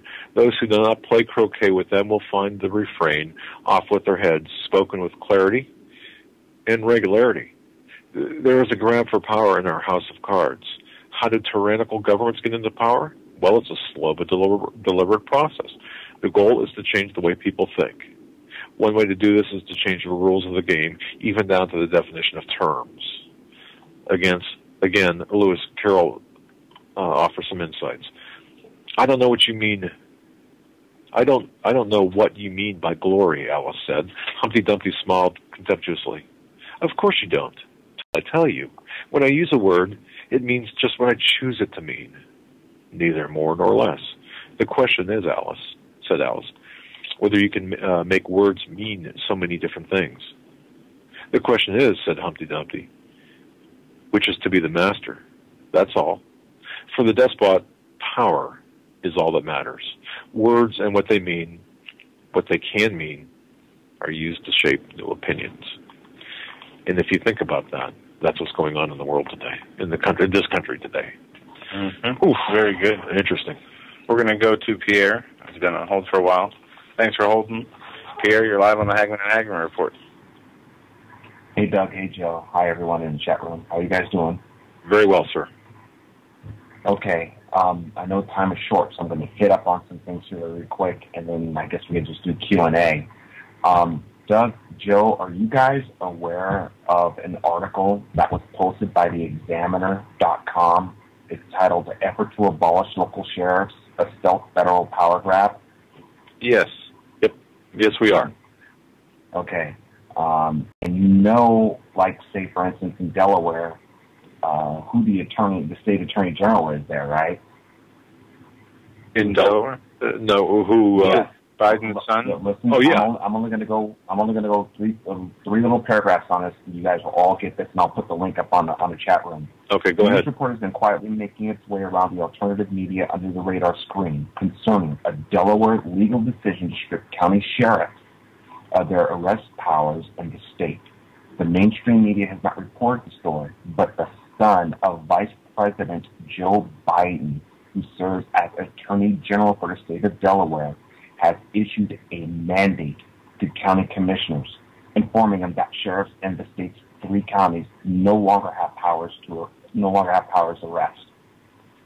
When the information reached this reporter late yesterday evening, further investigation revealed that there is a nationwide effort to strip local sheriffs of their enumerated powers that are mandated in the state constitutions of the various states. Such a move would have the net effect of abolishing local sheriff's departments and strengthening the power of federal law enforcement agencies. That's only just a part of it. I don't want to go into the whole thing, but I didn't know if you guys knew about this or not, but I'm just now posting it. That's been around for a while now. Yeah. I'll tell you what. Huge grab. They can draft up these motions or try to take these powers away, but do you really think that the sheriffs are going to just lay down and say, okay? No, Joe. I don't. I think what it'll be wartime. Yeah, that's what I was thinking too. It'll be wartime. The sheriffs have had power taken away from them in past here in our state. Well, but certain powers, like pulling people over, for example, but they still are the highest law authority of our right. And now there's Pierre. There's this talk too of for example, when the Utah sheriffs sent in the Utah Sheriff's Association sent in that letter to Biden, for example, saying we're not going to comply with the one sheriff. I think it was from the Salt Lake City area said, well, there's the supremacy clause, or we have to abide by the federal law. So there is some. It's not 100% compliance or 100%. All the sheriffs are not on board with what we're talking about. Doug. But that's the scary. factor here is its resistance. Now we're actually starting to see, this isn't about the people now. We're talking about law enforcement, county level law enforcement saying no. So now you have fracture and division. And this goes all the way back to what other callers were talking about, how about the Chinese and how they intend to collect. I do believe they intend to collect, but they're not going to be stupid to come in here. They've learned, philosophically at least, how the Japanese had viewed things in World War II about potentially invading America, and I forgot who it was. I believe it was Admiral Yamamoto at the time, the orchestrator of Pearl Harbor, said it will be futile to pretty much invade America because there will be rifles behind every blade of grass. Well, see, China doesn't want to deal with that. They want as little resistance as possible. Now, you take into account the debt. You take into account what's owed. You take into account what the Chinese own now, what they intend to own. Currently, look at the markets. Look at where that's going, everyone. Then let's go to what I touched on yesterday about the radar net, the early warning radar being taken down on the whole southern end. Okay, right. Anything low-level flying and stealth can come on in. You're talking about a massive invasion corridor. And then let's go months before that, last year, when WHO had authorized the shutdown of 9 border patrol stations along our southern borders. Mm-hmm. You've got a recipe, literally, for air-ground invasion of the United States. Add to that the caller that called in about what he had heard, but on the John Moore show, I mean, you were asking what's going on that. John Moore had talked about this several different times. Each came from 3 different sources, all confirming the same thing. And John Moore was right. He pretty much says if you got three or more sources talking to you about the same thing, and these sources don't know anything about each other, they have no contacts, no nothing, you need to stand up and take attention to it. And I totally agree with him. I did find out, too, through my contacts, yes, U.S. military and federal civilian assets have been moved and are still moving from the East Coast, the West Coast, in the Gulf regions, and they're moving in deep inland. Last I heard, though it's unconfirmed, they've been setting up Patriot anti-missile defense systems somewhere along in Pennsylvania. So that only leads to logical conclusions, just like the caller said, which is what John Moore came out with, which I agree with. Either there is a massive oceanic event that's going to happen where there's going to be just the sea levels are going to rise and the water's going to come in and inundate the land. Or we're facing invasion. And if you got patriots, that means more likely nukes. That needs to sink in, folks, because you see this all now goes into the other stuff that's currently happening. The deflections, the smoke and mirrors I've been telling everyone about, and I'm glad you guys agree with me on this. We're looking at the Pacific. We're looking at a brand spanking new war potentially happening on the Pacific. And the Chinese aren't joking. They're ready to fight. They've made it perfectly clear that they're ready to take on and will destroy our naval assets should we get into the mix. You've got North Korea now jaw-jacking, saber-rattling. We're going to do a nuke test, and we're doing this for you, America, because we're not with you. Obviously, they're not. They want to hurt us. If anyone, I remember people in the chat room were asking, Doug and Joe, what's the range? Was Mark by Heaven asked that? What's the range on that?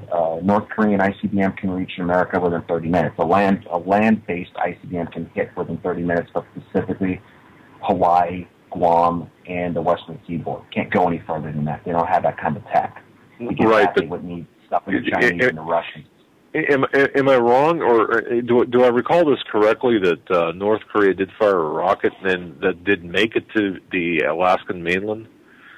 It made it as far, last I heard, it made it as far as Hawaii. I'm not sure if it made it to Alaska, but if it did, and it wasn't shot down, then we've got a problem because, you see, it's crossing into our airspace. And at that point, the U.S. Air Force, through the Strategic Air Command and through NORTHCOM, would have had to take an action to take that rocket down, regardless if it had anything on it heavy or not. It should have been shot down. Hell, if anything, pardon my French, was flying over Hawaii, that's Pacific Fleet headquarters, it should have been shot down, but it wasn't. As far as I'm concerned, that's executive orders coming from the president. I have no confirmation from it, but it only makes sense to me that he probably told CINCPAC, Commander-in-Chief, Pacific Fleet, stand down. It's just an exercise. Let it be. Against the better judgment and advisement of his national security advisor, his intelligence officers, and so forth. So as far as I'm concerned, yes, folks, we are being set up. It doesn't get any more naked than that. It don't. And then I'm going to touch on this one thing real quick because we only have maybe 3 minutes left. You remember when we were talking about, that one caller was talking about something happening to trigger off gun confiscation, and then you raised up about assassinations. It was funny because I was thinking this very thing today, and would it be the president? Could be. It'd make a potent statement, but it doesn't mean he's going to die. Right. I'm thinking it would be, and this is the cruelest trick of all, because you see, it's the enemy going against one of their own, a lesser enemy within their ranks, an ally within their ranks, who supports the gun confiscation thing. Elements knows who it could be. I'm not going to toss any names out because I don't want to be accused of crap. But I could see someone within their ranks being set up to be taken down. It would make it look like it was either Christian right-wing fundamentalists. Guess what? Those of you that are the enemy that are listening, Christian right-wing fundamentalists aren't Caucasian people that always wear freaking iron crosses and that are Nazi lowriders or skinheads. Right. They're black like me. They're Hispanic. They're Asian. There's people out there that make up the Christian. 90 seconds. You keep going on the same thing and trying to create a race war. It's not going to really work, folks. But that's all I got to say for the 2 minutes that we have. Next week I'll catch up with you guys on things. All right, Pierre, because we're up against the end of the program. God bless you, my friend. Stay safe and good to hear from you. Yeah. Take care, everyone in the chat room. Good night. Wow, Joe, that 3 hours went quickly tonight. The last 2 nights, the 3 hours have gone by in the blink of an eye, literally. Yes. So fast. And thank everyone for listening. God bless you all. Look, we're all in this together, and we're all going to be in this together. Sunday night, don't forget, 9 p.m. Eastern Time, Pastor David Langford, Steve Quayle, my father, myself. Yeah, if you've never heard Pastor Langford, he's a speaker in demand all over the country. Just so you know that, and he speaks all over the country. What a great guy! But yeah, Joe, thanks for that. Sunday night. You guys have a great weekend. Thanks for joining us. We will see you on Sunday. God bless each and every one of you. Thank you for using Blog Talk Radio. Goodbye. 'Cause all the truth that you knew has turned to lies.